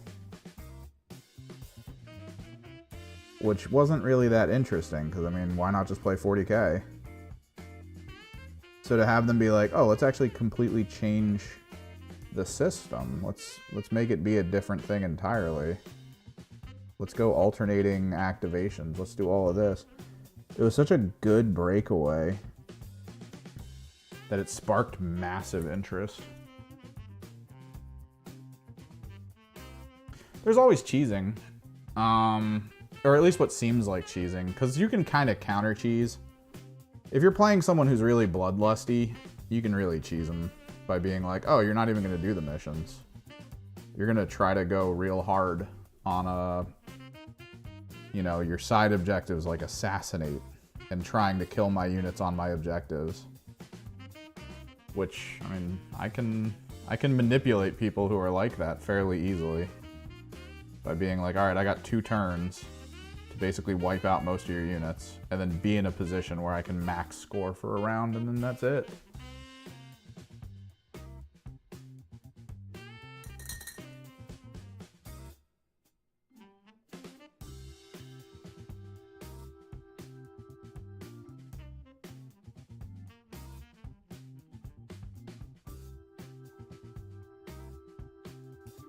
It mostly had to do with full ranged weaponry that were really good.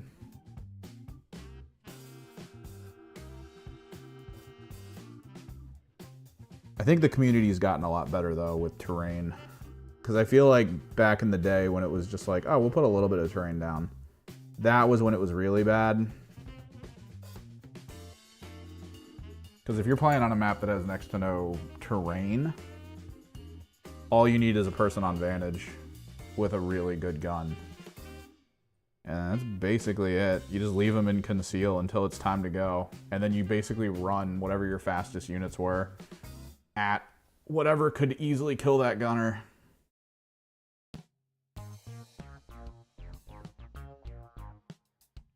As long as you achieved those 2 goals, you had full control of the battlefield and it was over. Like, people couldn't do anything because there really wasn't a lot of heavy terrain in use. It's hard to balance that though. People are getting better with it, but it's hard to be like, oh, let's do everything heavy. Because everything heavy makes most gunners kind of like meaningless. Since people can just stay concealed. Not really worry about it.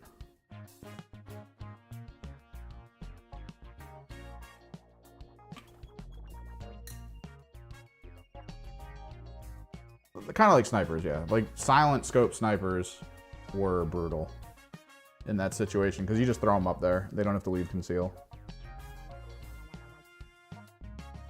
They just hang out, shoot stuff. That's why they kind of adjusted a lot of rules, like the terrain from below not giving you cover from above, making sure you can't put barricades on top of vantage point terrain. That was a big change, I think, in match play with the new Critical Ops season. They were very explicit on that. And then a couple, I think one team, I think the Votan got around it. It was either the Votan or maybe the Scouts. Someone got an ability to do a second fortification upgrade, that the second fortification could go anywhere on the field. It didn't have a limit.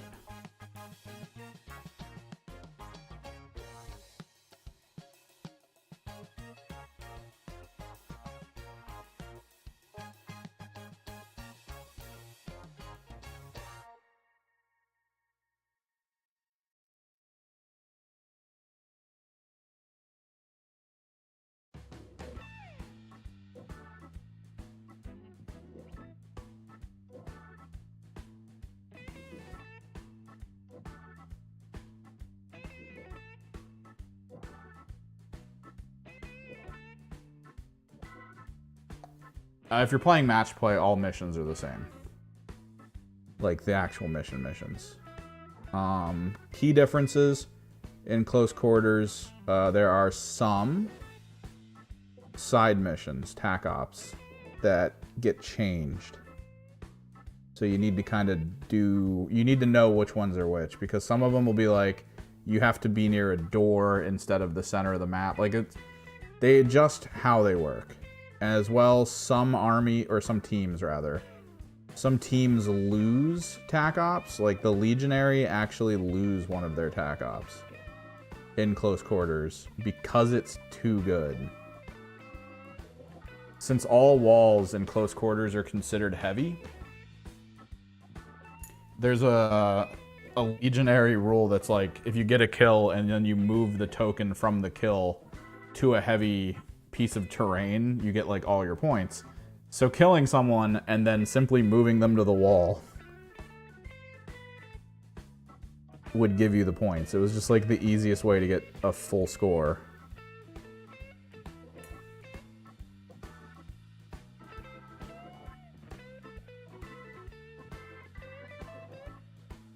So they took that away. I think the Legionary one's one of the only ones that got removed. There might be another though. Completely forgot.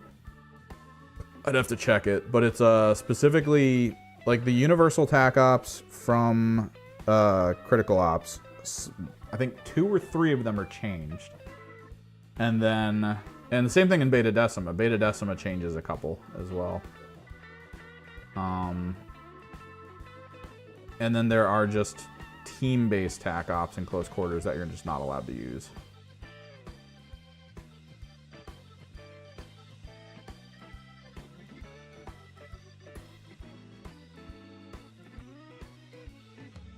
And close quarters also gives you actions you have to take, so it kind of manipulates certain armies to have to plan for your action point usage. It's really cool. It also greatly limits scouting armies, the ones that can move forward, because it has built-in rules where you're not allowed to set up into the boards. So Hieratech actually got a really big hit from this, because Hieratech came out during the close quarters season. That was like the whole thing. And they had a rule that was just like, oh, you can put this unit anywhere you want on the field. And people were like, are you kidding me? That's like the most powerful thing in close quarters. And then the devs came forward and were like, look, you can put them... there's a lot of armies that have the ability to move people just anywhere on the field or deploy them however you want in forward positions and blah, blah, blah. We don't want that in close quarters. Close quarters is supposed to be very restrictive with movement. So they completely changed those rules on a universal level. So like Wormblade can put 2 people into reserve who are going to appear during the first round. They're supposed to appear anywhere on the map outside of 6 inches of my deployment zone to do something. Sounds super cool for close quarters, because that's just me going into a closed room without you being there. That's pretty good. Here's the problem. They were like, no. You can't put people in reserve, you can't put people forward anymore based off of ploys and stuff. Instead, if you have something like that, you can, instead of doing what it says, you'll move 1 unit. 1 unit will get the ability to move and open a door, and that is it. Painting's going good. We worked on magnetizing certain elements for the Predator. We are waiting for them to dry before I test them, because that's kind of important here. We went over some of the rules for AoS, specifically Disciples of Tzeentch. I'm not super happy with their rules. A lot of what we were thinking or hoping was going to happen doesn't seem to happen. I do feel like I need clarification on the burning thing with the weird flame, but I'm pretty sure it's the way we all assume it is, which is only 1 unit can be lit on fire per shooting phase, as opposed to multiple units, which in my opinion would be better. It would feel better, at least for the army. The fact that two of the 3 enhancements are close range melee upgrades on an army that doesn't really want to be in melee with their heroes. I don't know what they're doing.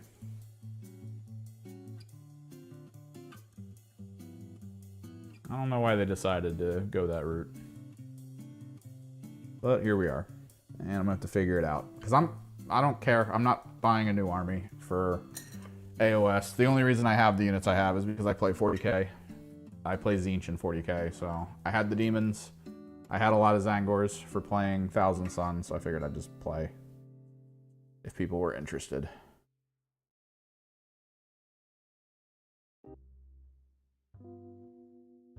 And if my army sucks, it sucks. I'm not gonna buy a new one. If I can figure something at least usable out.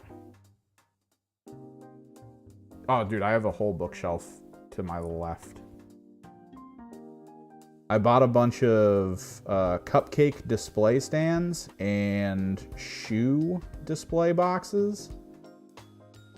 Like display boxes meant for you to put like shoes in them to show them off.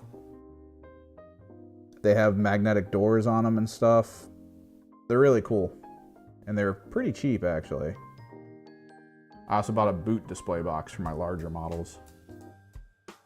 And I put the cupcake display stands inside the shoe display boxes. That way I have a multi-tiered display function.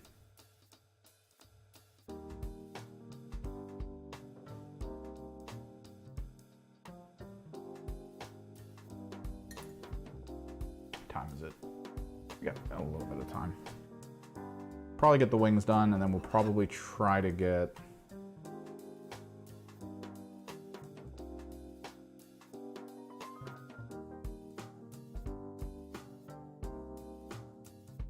the corrective white on all of his muscle tone.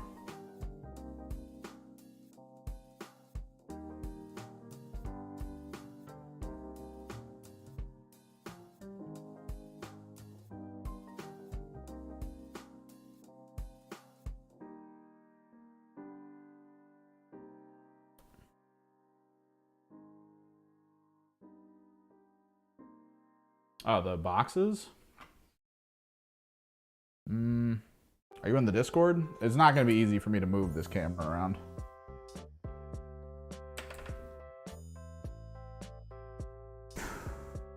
But I can take a picture with my phone. Yeah.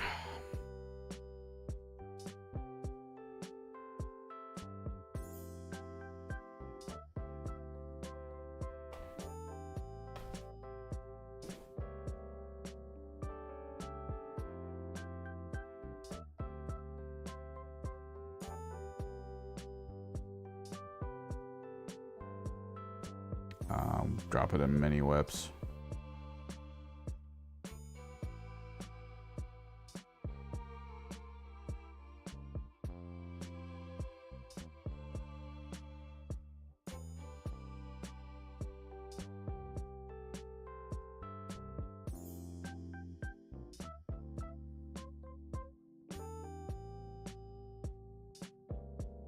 Boom.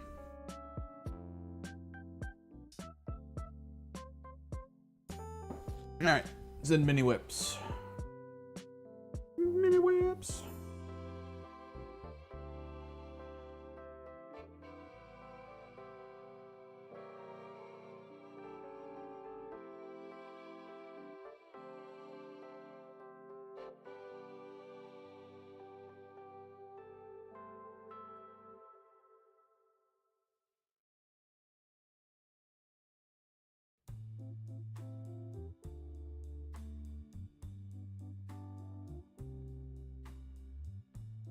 But yeah, the cupcake stands were good, but the top part of the stand was a little too high. It fits some stuff, which is okay.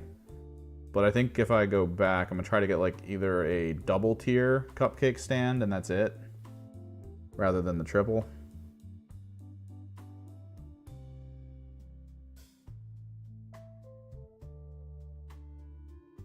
Probably. I feel like it's been a while since we talked about that. Yeah, I think we brought up Team Justinian with you.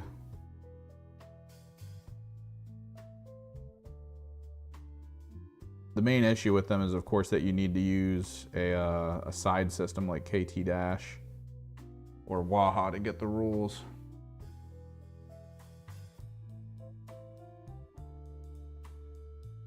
But if you don't really want the simplicity of of the intercessors, they are a good option.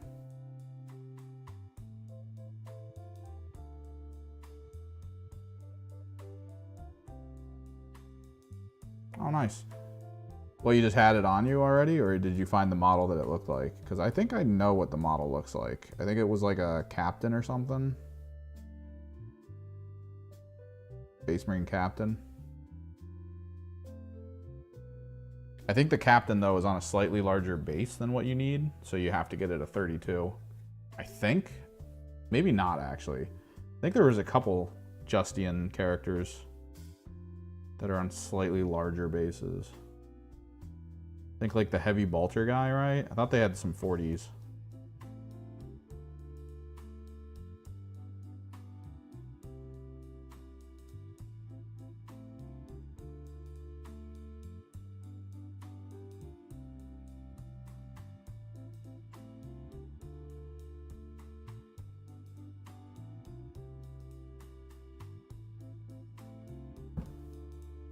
No, yeah, I know.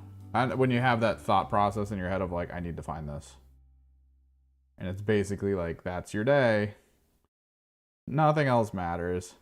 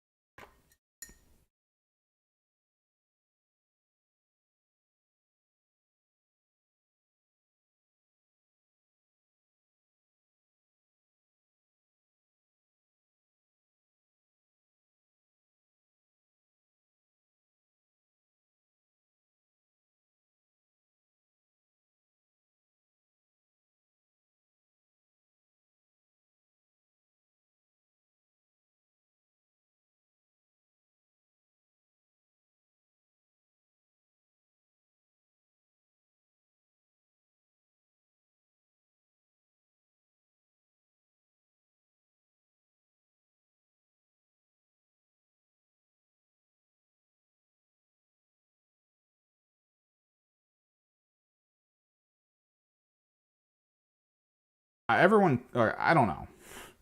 Honestly, I was kind of hoping one of the Kill Team close quarters releases was going to be just basically Space Hulk. Like I was really hoping it was going to be like a Grey Knight team that involves one Terminator and then maybe like some mini units of some kind. And then you'd be fighting Gene Stealers. And that would be like their homage to it. Everyone claims Space Hulk is one of the best Games Workshop games ever released. Honestly, it is good, absolutely. I think for co-op, though, Black Fortress is a bit better.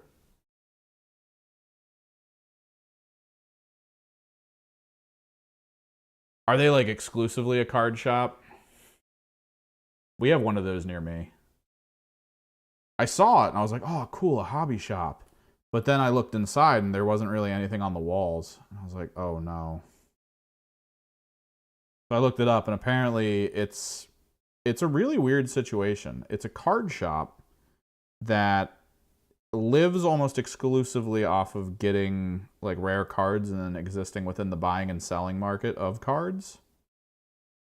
So they're always cool to have people trade stuff in, but like they are very finicky about like good prints and stuff like that. And then maybe in the store itself, they spend most of their time kind of hanging out in the online functions for like buying and selling cards and basically just doing trades. I think it's only like 1 or 2 people that own the store and work there. It's open at very weird hours, and I think it's just a physical place for this group that really likes card games and the buying and selling and trading of the major card games.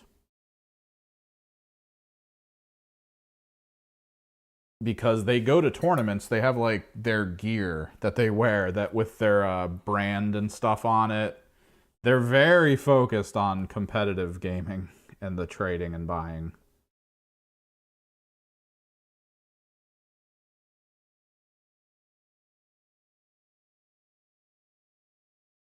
And the inside of their store, like when I looked into the window, because I was like, oh, maybe I'll swing back by and see what this place is like. There's like 7 tables to play at, and a checkout counter that has some stuff, like in a big lockbox in it.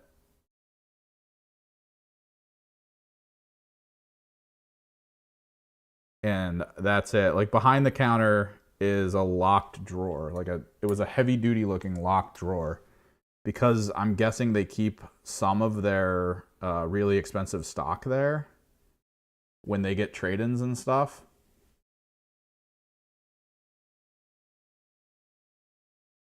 But they also recognize that if somebody were to like bust through the window and steal the cards, it would be super easy.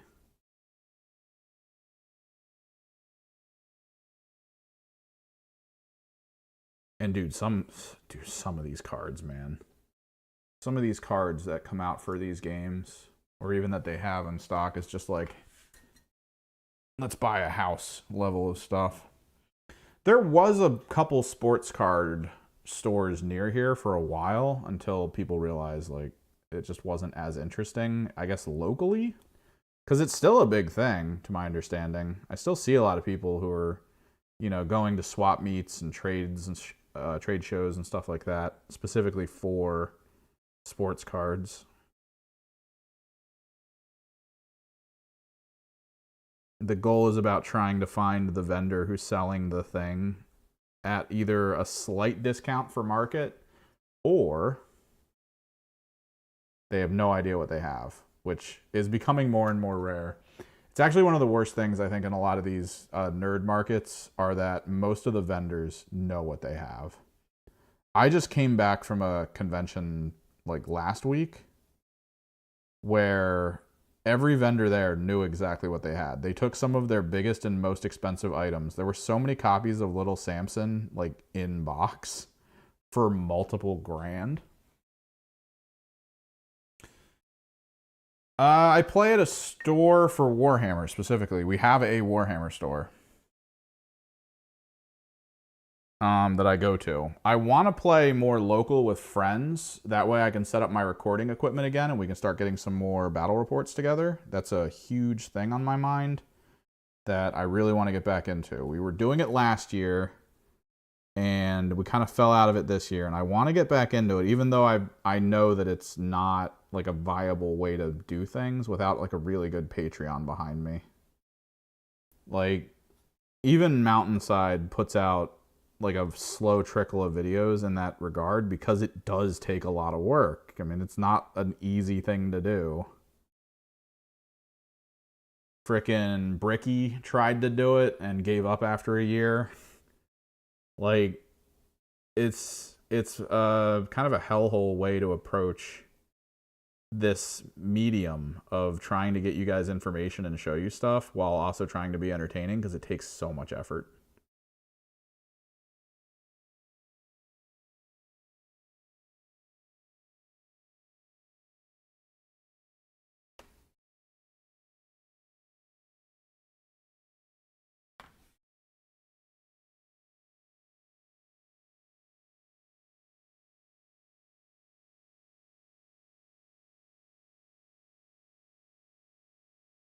But yeah, I play at a local store. We're mostly 40K. AoS just, of course, got its rules update. Oh, music. I haven't been hearing the music for a while. I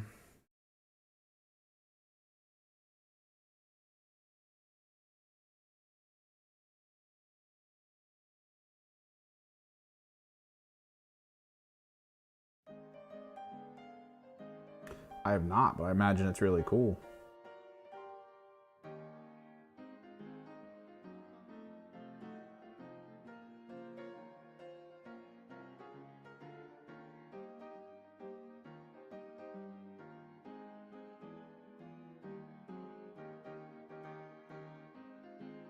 But yeah, we play mostly 40K.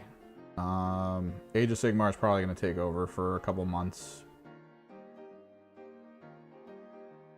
A lot of us are into Underworlds. Like, we actually got really into Underworlds. And I feel like a ton of spots, like a ton of the people there, have all purchased kill teams and have constantly been talking about wanting to play it. And all I want to do is be like, well, let's go. Let's do it. Everyone grab your teams. Let's all show up. I will run through all the rules with you.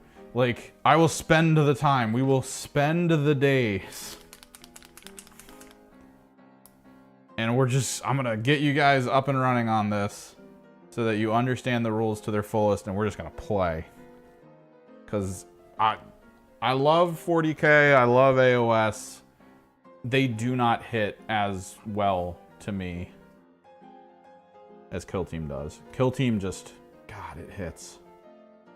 It hits so hard.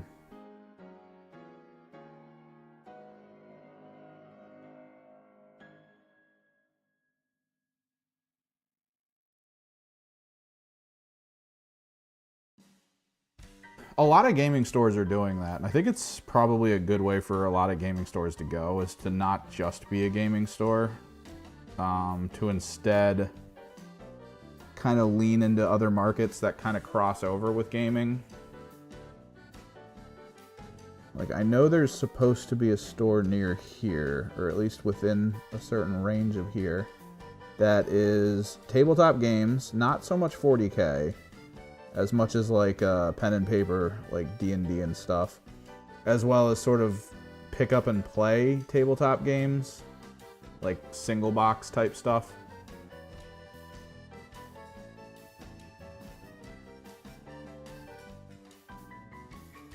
But then they're also a coffee shop.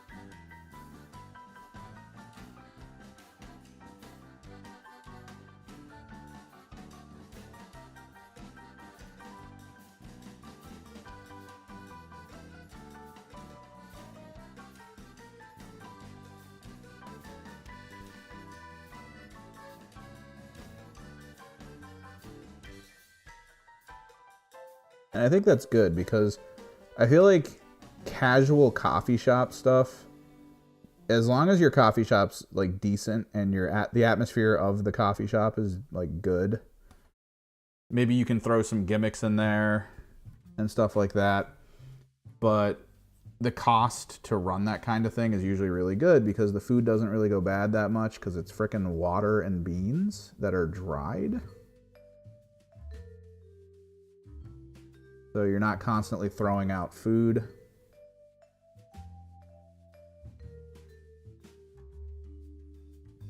At least in the US, cost of water, which would be most likely coming from the city and being filtered in your store, not expensive. I don't know if you need to get a food license to serve coffee. Maybe you do.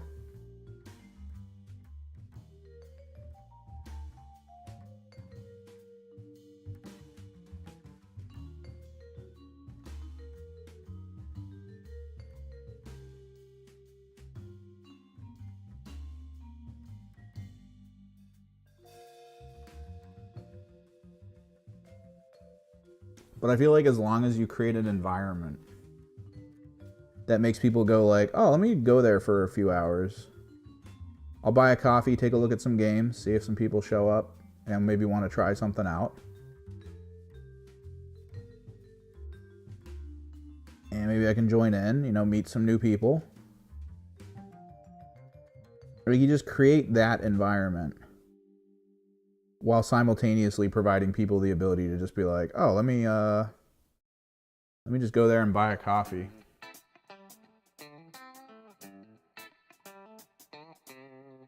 Some countries don't. I can't remember, because I know if you actually serve food, you have to in a lot of areas, since, you know, there's a lot of like requirements and checkups to make sure you're not like cutting corners that are going to make people very unhealthy,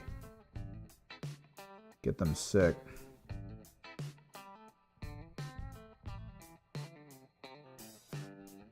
But I feel like there's some things that are just so minute.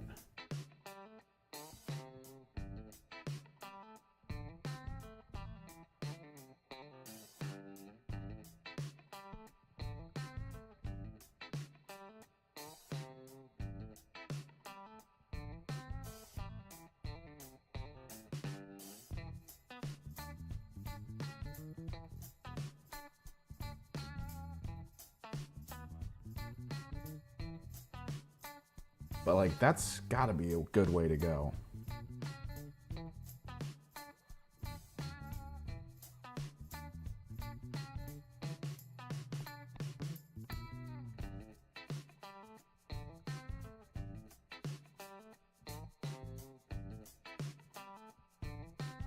Because a lot of stores that just release games these days, they're struggling, man. They're not doing well. There's a lot of them just going out of business. Because I think they lay all their hopes on the idea that there's going to be this massive local community that wants to play games. And they're constantly willing to buy new games. That's just not the case. A lot of people will buy like the one game they want to play. And then that's it. Marketing wise for Warhammer, I think there was like a reveal. Someone like revealed some market research where if somebody's getting into Warhammer, I think the most money Games Workshop is going to make off that individual is in the first year. On average. Like usually they'll buy enough stuff for 1 year that like that's the biggest spike of income, and then after that point it's just minor things here and there. That's why they're constantly trying to expand other modes of play, because they hope that people who get interested in one side of the game, and they have a lot of crossover, they hope that people who get interested in one side of the game are going to go, oh well, there's this other side and it uses models that I already have because I purchased them for this one thing that I was already playing. So yeah, I guess I'll learn to play it, maybe pick some stuff up. I mean, that's how they got me for AoS.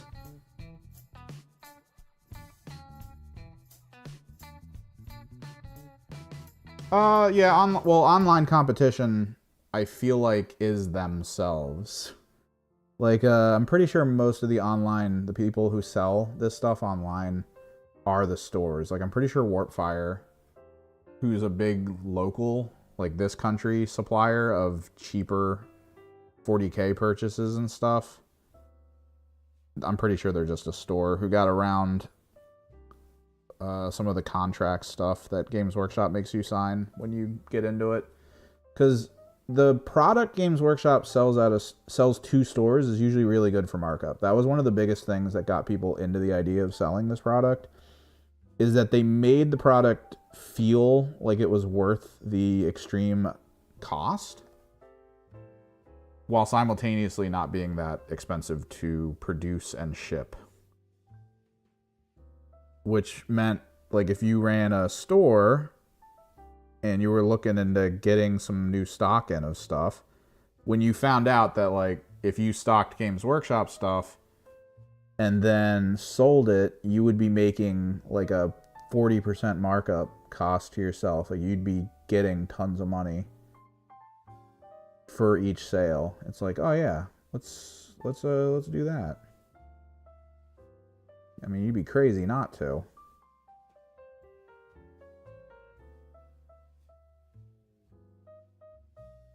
But then, you know, COVID hit and a couple companies kind of figured out how to get out of the contract that you sign, and they're now selling stuff for like way cheap.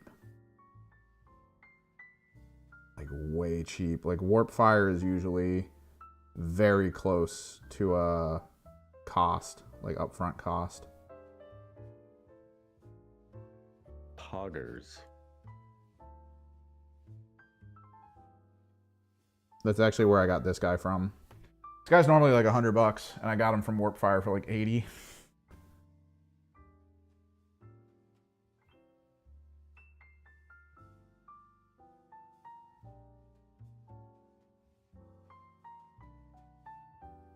And now that Games Workshop's raising prices, I'm pretty sure resellers are going to start taking off. The ones that get around the storefront cost.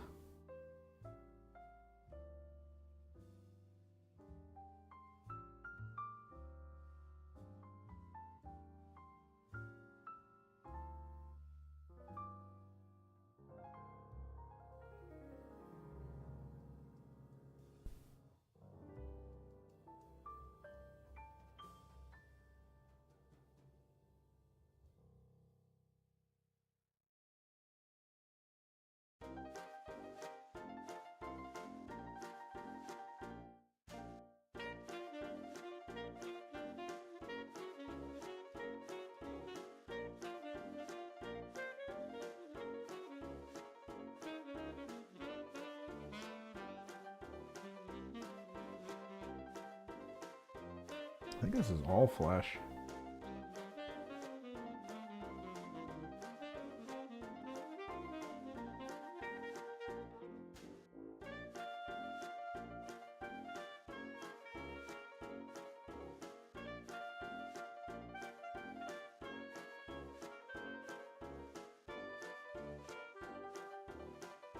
No, yeah, it's definitely expensive. Why people spend a lot of time trying to figure out how to get around spending too much. It's why the Predator I made can be turned into a Rhino if I need it. It can be either type of Chaos Predator or a Rhino. Because if down the road I'm like, I don't really need this Predator, but I wouldn't mind an extra Rhino, I could have an extra Rhino. It's the whole reason I'm doing it.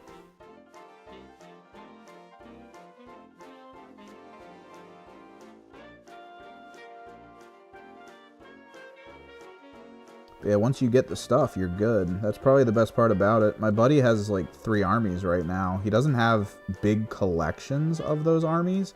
I think he has a couple units he can swap to. But that's about it. I have almost a full collection of Thousand Suns, but I also have smaller collections.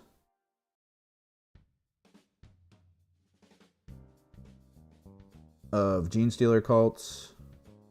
Chaos Knights from AoS, Disciples of Tzeentch. I have a very small collection of Chaos Demons.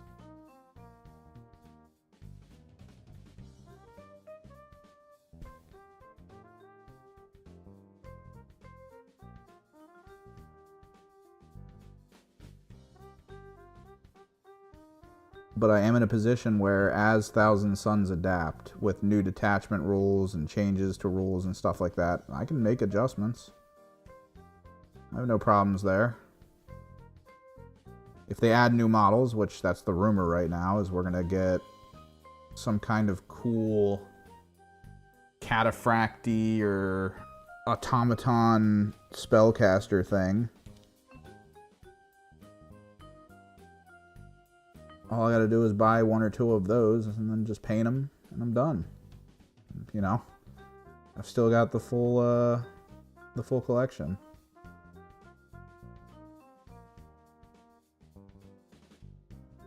I think at this point all I need is Defilers, and the only reason I'm holding off getting Defilers because I'm really hoping we get new Defiler models at some point.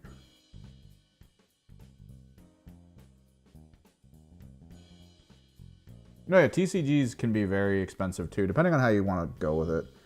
There was a summer where my friends wanted to just play TCG stuff. They didn't really care about collecting and maintaining. So what they ended up doing was they would just go to this one store that was near them. They'd buy a box. They would then draft said box, like they would just play a draft.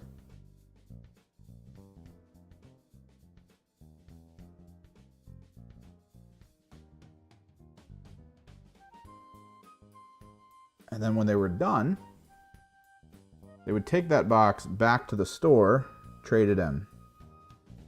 All the open cards and everything. The store clerk would go through all the cards they had, and it would always end up being in-store credit more than the cost of a box. So they did this for like months before the store clerk kind of caught on and was like, look, we can't keep doing this. You're not giving us enough time to sell what we're getting in from you.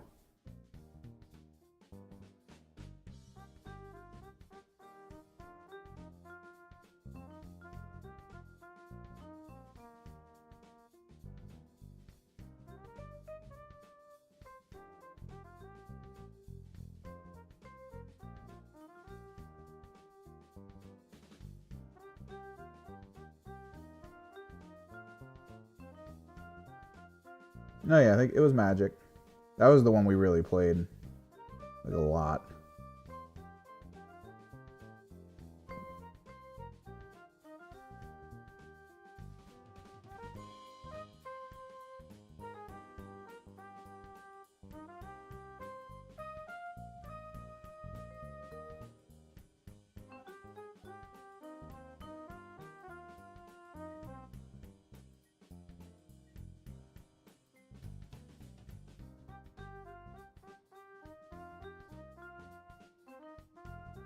The problem was I kind of wanted to play, because I always get into the idea of competitive. I mean, that's the whole thing with 40K right now for me, is I want to start signing up for more tournaments locally, getting more experience in, just figuring out the game out a little more, speeding up my process and my strategies and stuff like that. Just getting to a peak performance state to really just be able to play.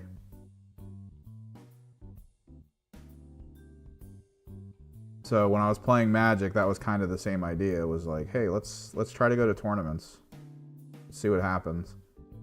And I brought this up, I think, 2 days ago on stream. There's something weird about where I live.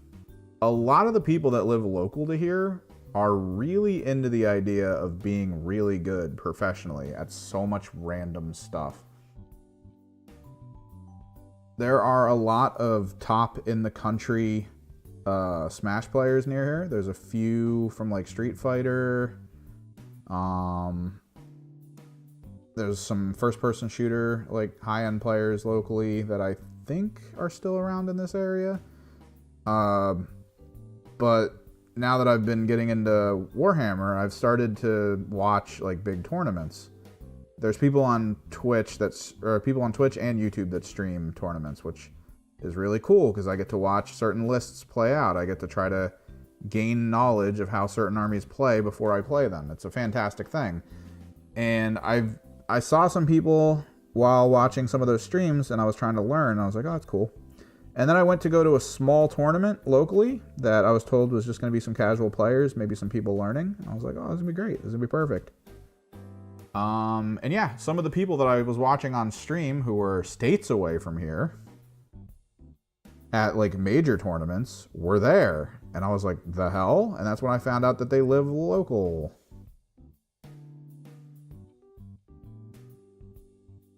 And it's like, oh. I didn't get it. I didn't understand up front, because I'm just at this like small mom and pop no name place. Turns out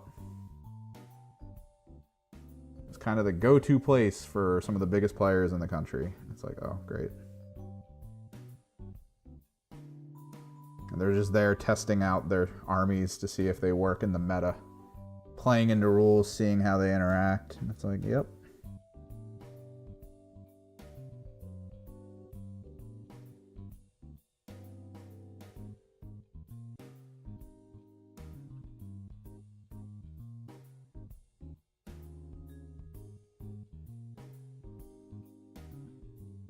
Can't even play in a local and feel good. I'm kind of East Coast, US.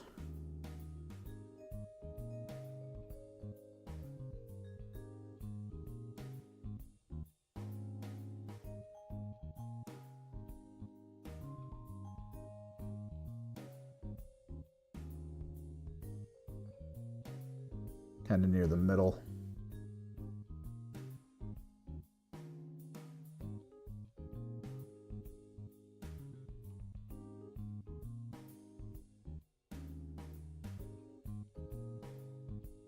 Because like on one hand, I kind of knew the meta list I could have taken for the army I was playing at that tournament. I was like, I could do that.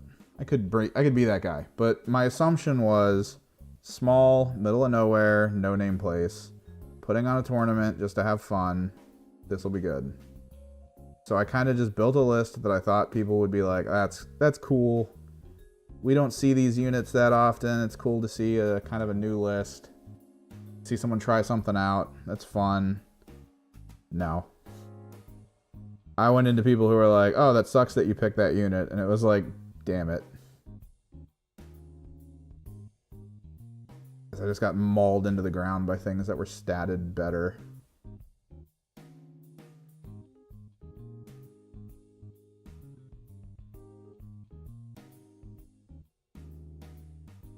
Basically straight up counters to my build.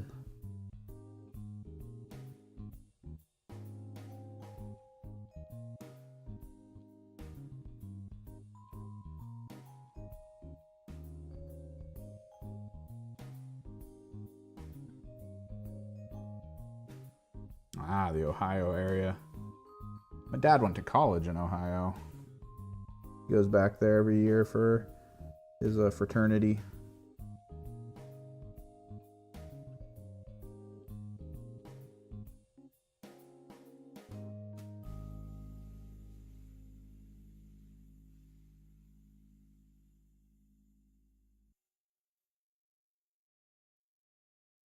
The college I'm near is like 80% exchange students.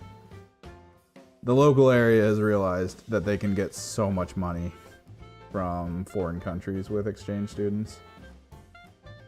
It is a weird place to live in, because like we get students from countries that are straight up just like, we're gonna pay for everything you get at your college, and you have huge money surpluses. Like when the new students come in, like some of the cars you'll see on the road are frickin' one of ones, like absolutely decked out. It's so weird. Space Marines and Ultramarines? I mean, the Gladius Task Force in 40K seems to do really well every tournament. But then again, I think the person playing them is doing the same thing that I kind of expected from last season as well, or the last series of rules changes. He's using the Astraeus, to my understanding. I'd have to double check it to see if the list is actually that. But it's just a guy using the Astraeus, which is a Forge World super heavy tank.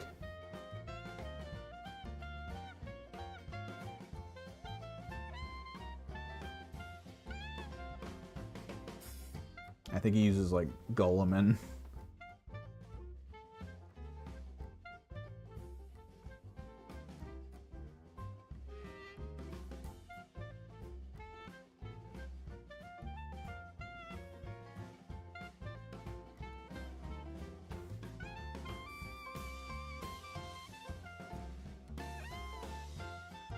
So like they do good if you have the units for it.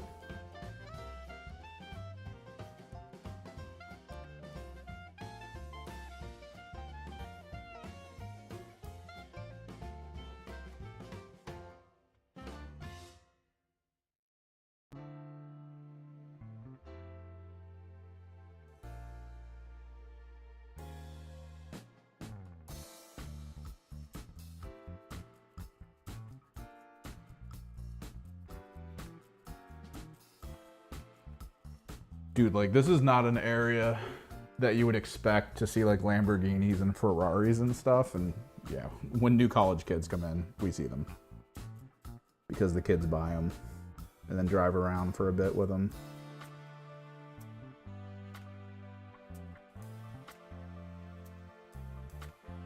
I think until they realize they have to park them in like really shady parking lots.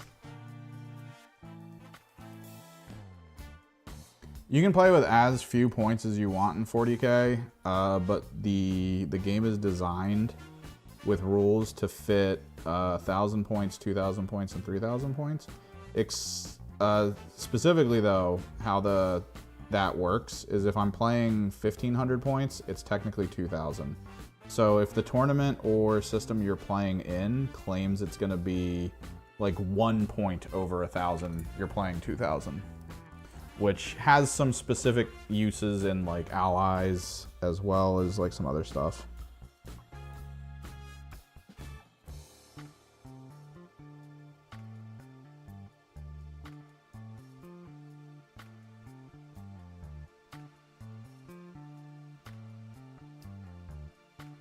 The smallest scale you can go is actually just combat patrol, which is usually like 3 or 4 squads. And it's all very controlled.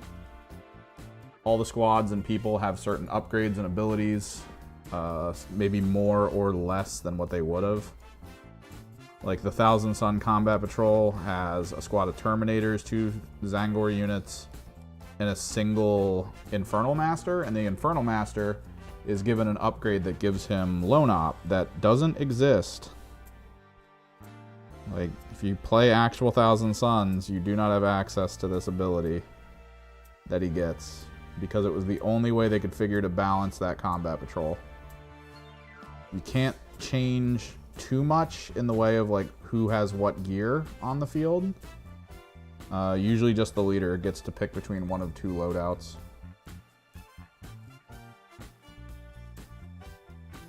And then yeah, you play a full-fledged 40k game on a smaller field.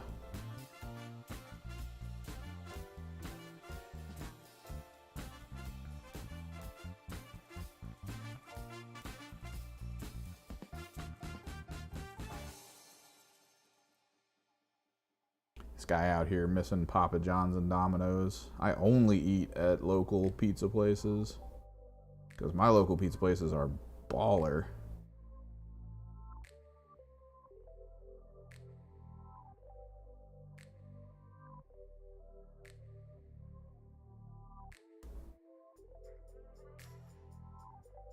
They're so good. My favorite pizza place is like straight up run by first and second generation Italian immigrant people. And it's awesome because like occasionally their kids work there, although I think their kids are gonna stop working there because their kids did not want to work there. I mean, it's their dad's pizza place, right? Like, it feels weird.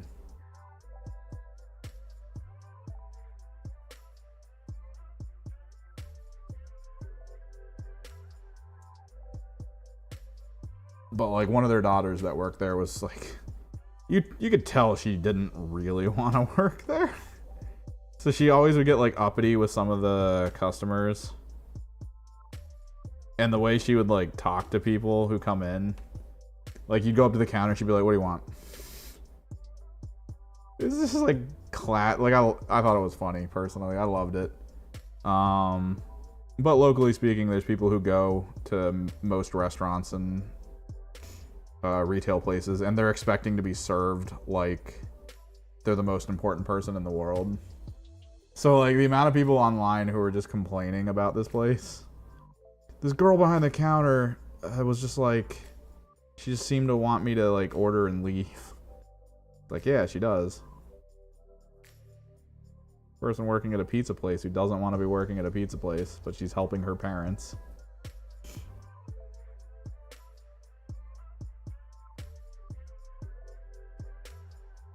Got that Italian fire.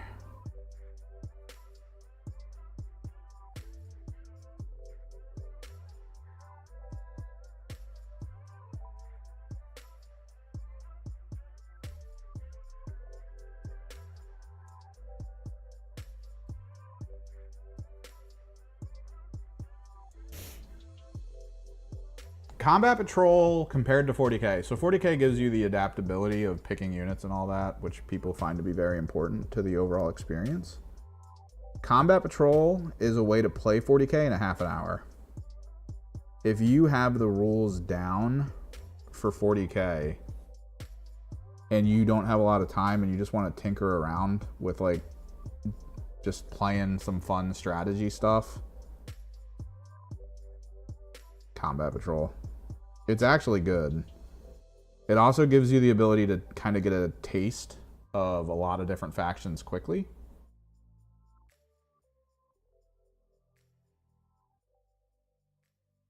Because like I could have a full collection of Thousand Suns, and if I'm in the market at the moment to be like, let me start a new 40k army, probably not, but if I was, I would probably lean on Combat Patrol a little bit to be like, I wonder how these play.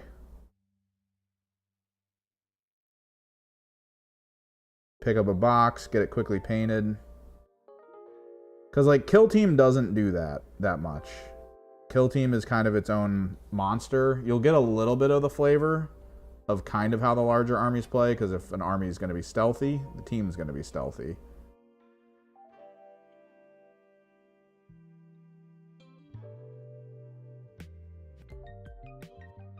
But when it comes to like movement and like most of the big rolls and stuff. 40K does it, or Combat Patrol does it better for testing.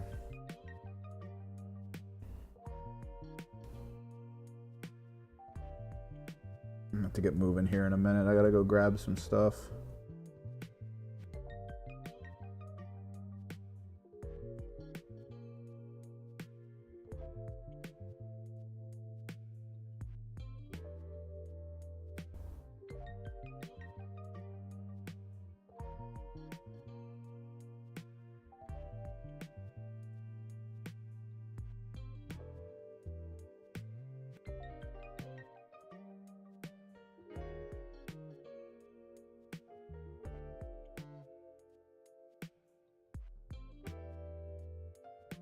Probably the key issue, though, with Combat Patrol is they put it in place when the boxes for Combat Patrol existed for, like, the older rule sets. And most people would just pick them up for collecting purposes, because if you were like, oh, I could get this box set for the price of these units and then this unit free, and I'm trying to get into collecting, this will be a good way to start. Because if I bought three Combat Patrols for 1,000 Suns when I started playing, it would give me the maximum number of Infernal Masters I could take. It would give me 6 squads of Zangors, which would be the maximum I could take of those. Or it would give me 3 full-size squads of Zangors in the current format. And then it would give me 15 Terminators for way less than if I bought them all separately. So like that was kind of the good thing.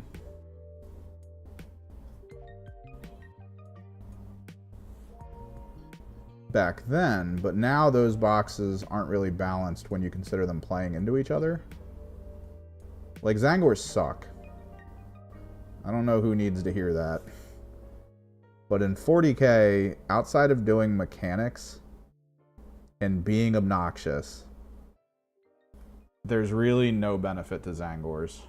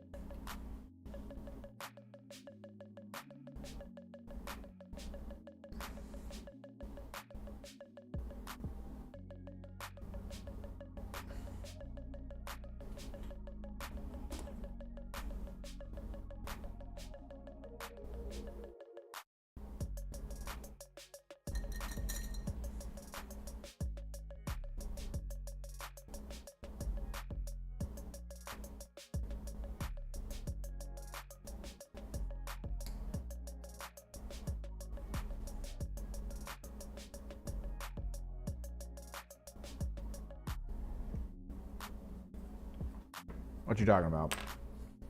There's no alternate activation in AoS. The initiative roll being different per turn is the core thing that they held for AoS. That actually used to be a thing in 40K, and then they stopped doing it. AoS, every single battle round, you roll initiative to see who goes first.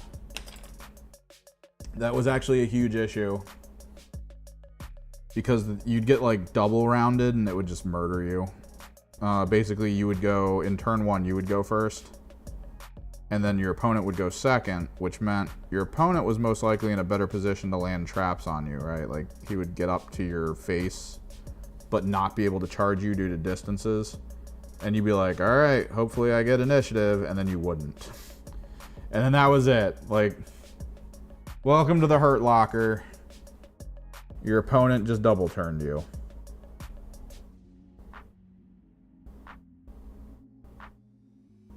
And it was a brutally painful thing that would occur. Almost everyone in the game hated it. So the new AoS rules that have come out are attempting to mitigate that by making it so that if you do get double rounded, the person who double rounded you loses a lot of benefits. They like lose access to a lot of very powerful tools for that turn. That way, if you do get hit, it's not going to be anywhere near as hard as it would have. So that's like very important with the updates and changes that they're doing right now. This week is the big change. But yeah, alternating activations is Kill Team. It is, I think, Adeptus, the frickin' Imperialis? It's the new thing for Epic.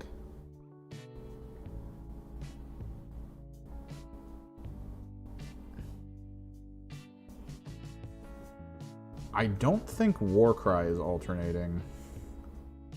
I need to look at the Warcry rules. I keep wanting to look at them and then I just don't do it. That's on me. I could probably watch a Warcry game, I think. If I'm not mistaken, I'm pretty sure Mountainside did a Warcry game to show off Warcry. Because I hear from a lot of people that it's really good.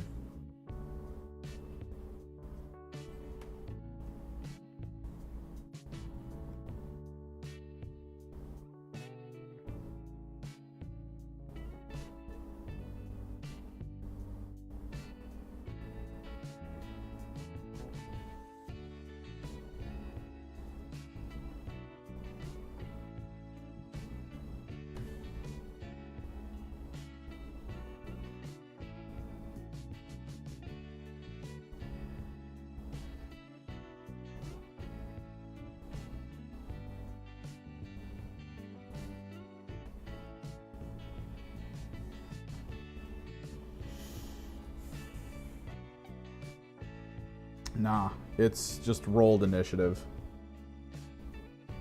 Which I feel like almost every game I've played back in the last edition of AoS when I was trying to learn it, I feel like I got double turned every game.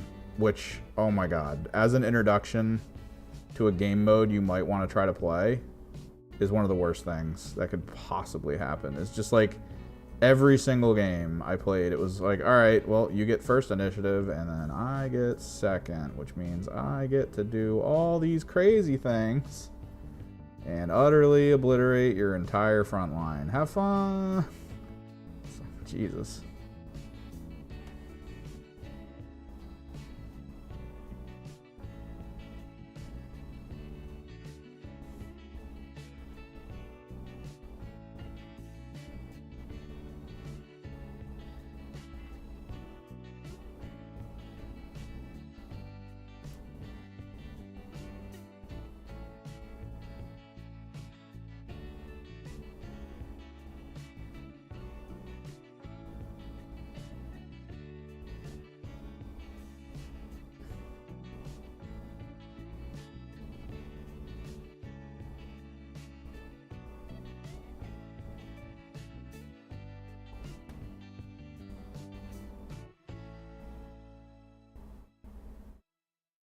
Go for it.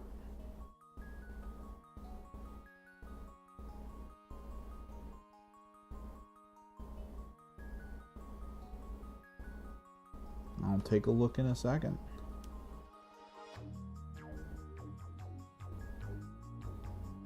Because I am really pushing to try to get the corrective white down on this. Because we're not going to get to the pink today. I'm going to have to get moving. But we should be back tomorrow. Unless something comes up. And then we can work on finishing this guy out, which most likely will include the airbrush work at the end to make the glowy bits look nice.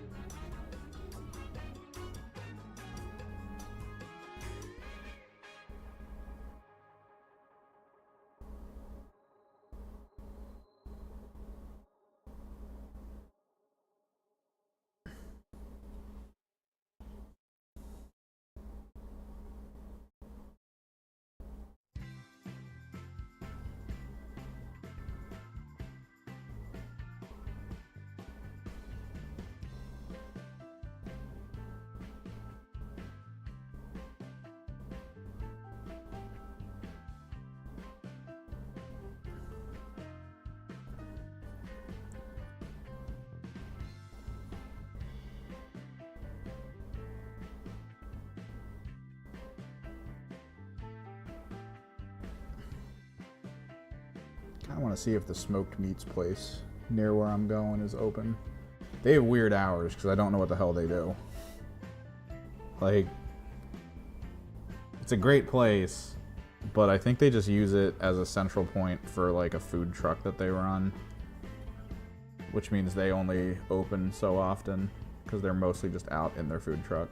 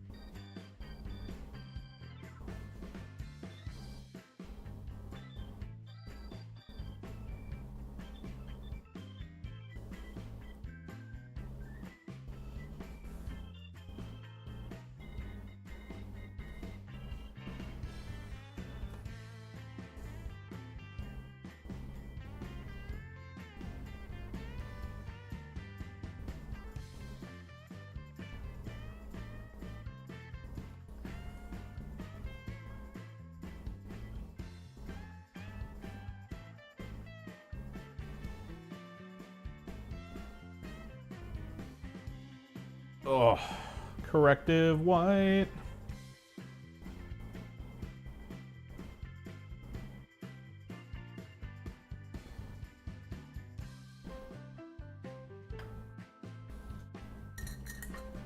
Yeah, man, smoked meats, brisket, friggin' pulled pork, delicious. Before we go, I do really want to check out and see if this actually like works. I feel like we let it dry enough.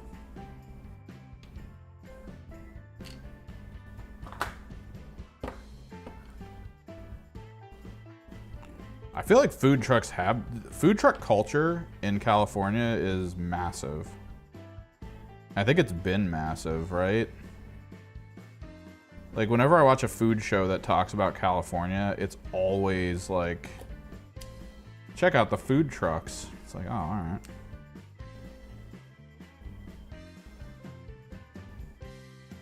Okay, so the idea is to be able to pop that in. Oh, that is so sick. We need to wait for this to dry. I might need to shave it down a little bit or cut the top off the bolter a little bit, but dude, I felt it pull. Like, I felt it pull straight to where it needed to go.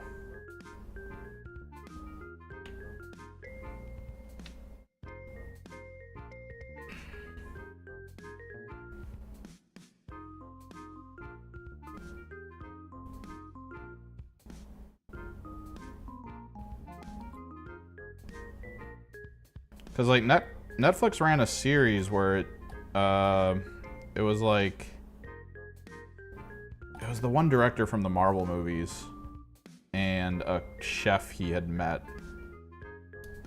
and it talked about kind of like a bunch of different food things with that guy, because like that guy became this huge name in the food industry, basically working from a food truck.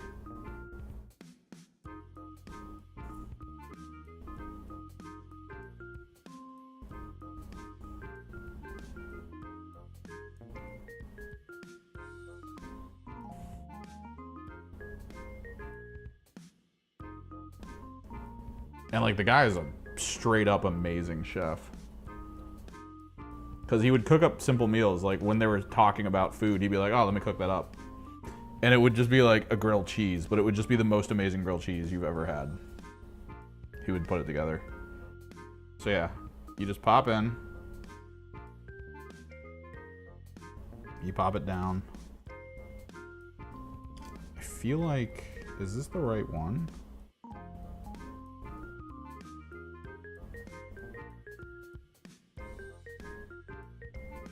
I wonder if I actually need to do anything extra to make this work properly. Because this one's not snapping in. The bolter snapped in perfectly. First try.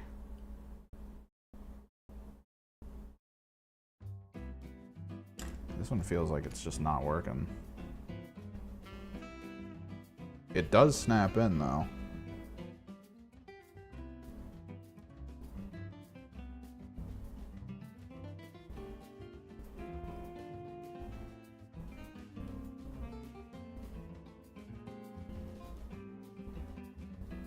Oh, I feel like a lot of it's about the glue.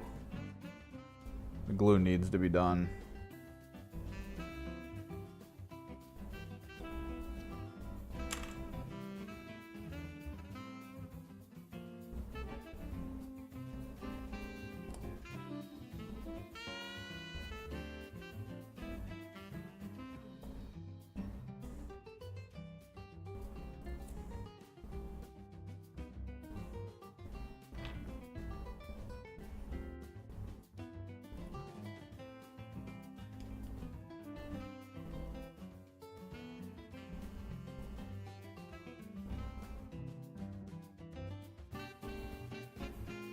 Might need to cut like a little bit of a shaving out. The heavy bolter one is like too close.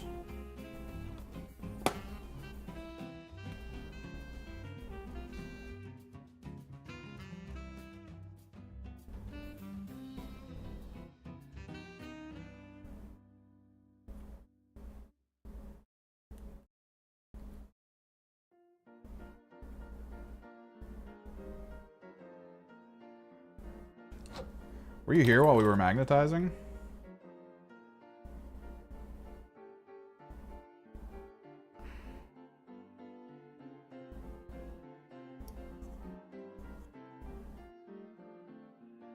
Ah.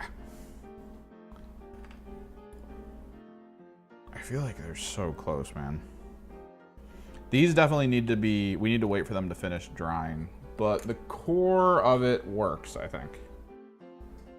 Basically the idea of the magnet being there, hooking into that.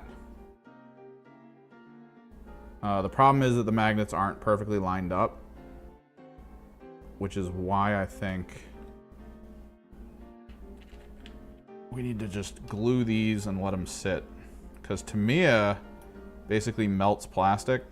That's how it glues things together, is it just melts plastic. And then lets the plastic dry back to plastic form. So we just need to get them going so they can dry, and then we'll check it tomorrow. But yeah, basically the idea, we just drop it in and it links up with the magnet.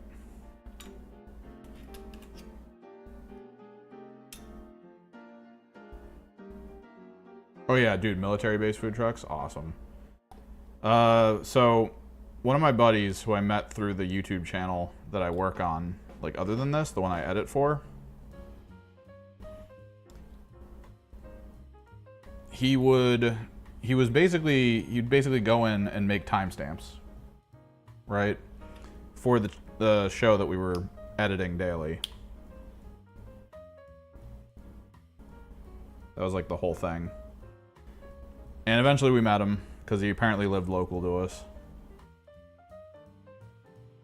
And in life, he is like a therapist, like a group psychiatrist, therapist type person.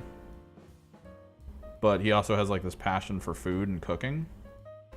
And he's also always wanted a food truck. So we kind of came up between me and him with an idea for a fun food truck.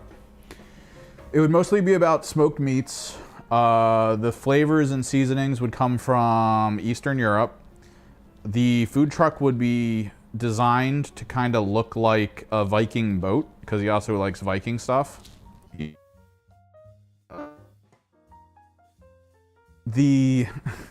So the truck would be mostly like smoked meats, pulled pork sandwiches, stuff like that, seasoned Eastern Europe style. And visually it would look like a Viking boat. the place would be called the Carve. Carve spelled with a K. Carve spelled with a K is a type of, I think, mercantile Viking boat. It's the most perfect idea ever for a food truck. Perfect. Because Carve goes in with how the smoked meats are put together and made and all that. Like it all just balls up and becomes a perfect idea.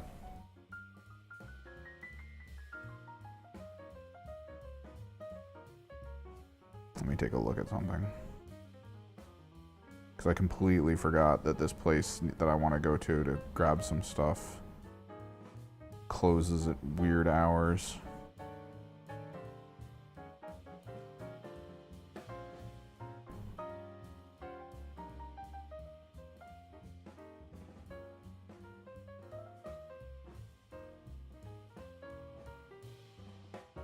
Oh no, we're good. Yep. It all just came to me one day. Because we kept joking about it, and then just all that hit all at once. I was like, dude, you need to do this. He was like, oh my god, I kind of want to. Like, he genuinely wanted to. Alright, well, these are drying. For your viewing pleasure, where we go from here is we actually take Vulpus Pink and we just apply it over what we hit with white to make it look kind of like tendons.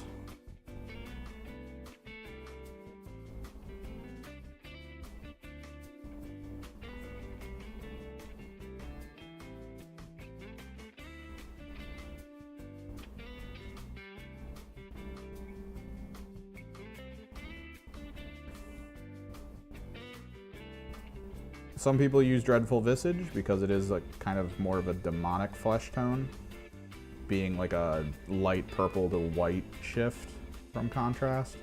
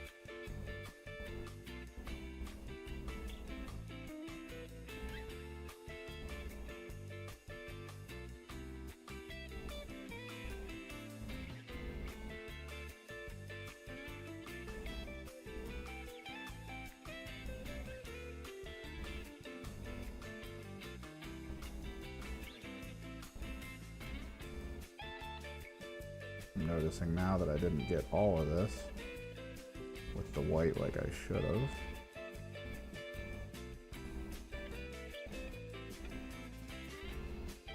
We are going to have to correct some gold. I mean, that's going to happen.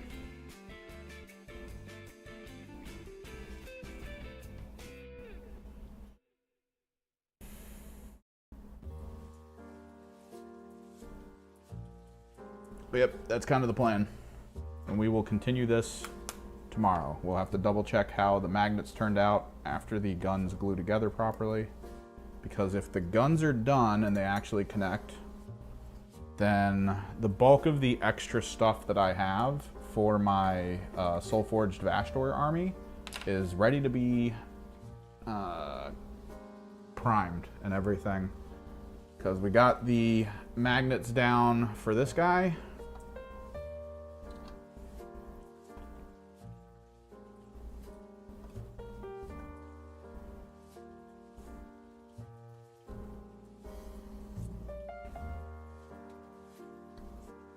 Tendrils, as well as the meltas.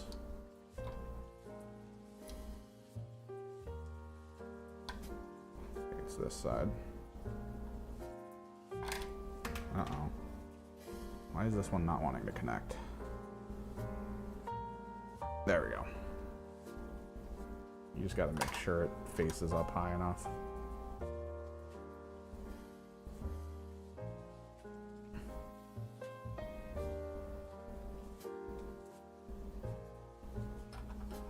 I think? Or is that not the right side? I got the polarities. I didn't do the universal polarity. Oh, it's this one.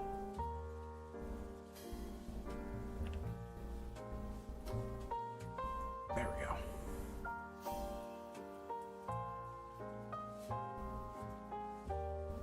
So yeah, we have these guys, the obliterators, even though the obliterators aren't good in Soulforged. I still want to paint them because I think I'm going to be using one squad of them as a mechanic squad for mobility. But yeah, Vashdor, hopefully we can get it done in the next couple days. That'd be great. The Venom Crawlers are both done and ready to be varnished. And then we got to do the Warp Smiths. I think that's it. I got stuff to take home because I kind of want to... I have a lot of sprues that I need to just break down into bits because they're taking up too much space. Thanks for hanging out. Hopefully we see each other tomorrow and we get more done. Let me see. You said you were going to post your kit bash.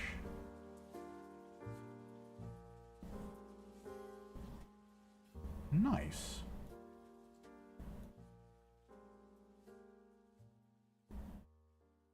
He looks so chill.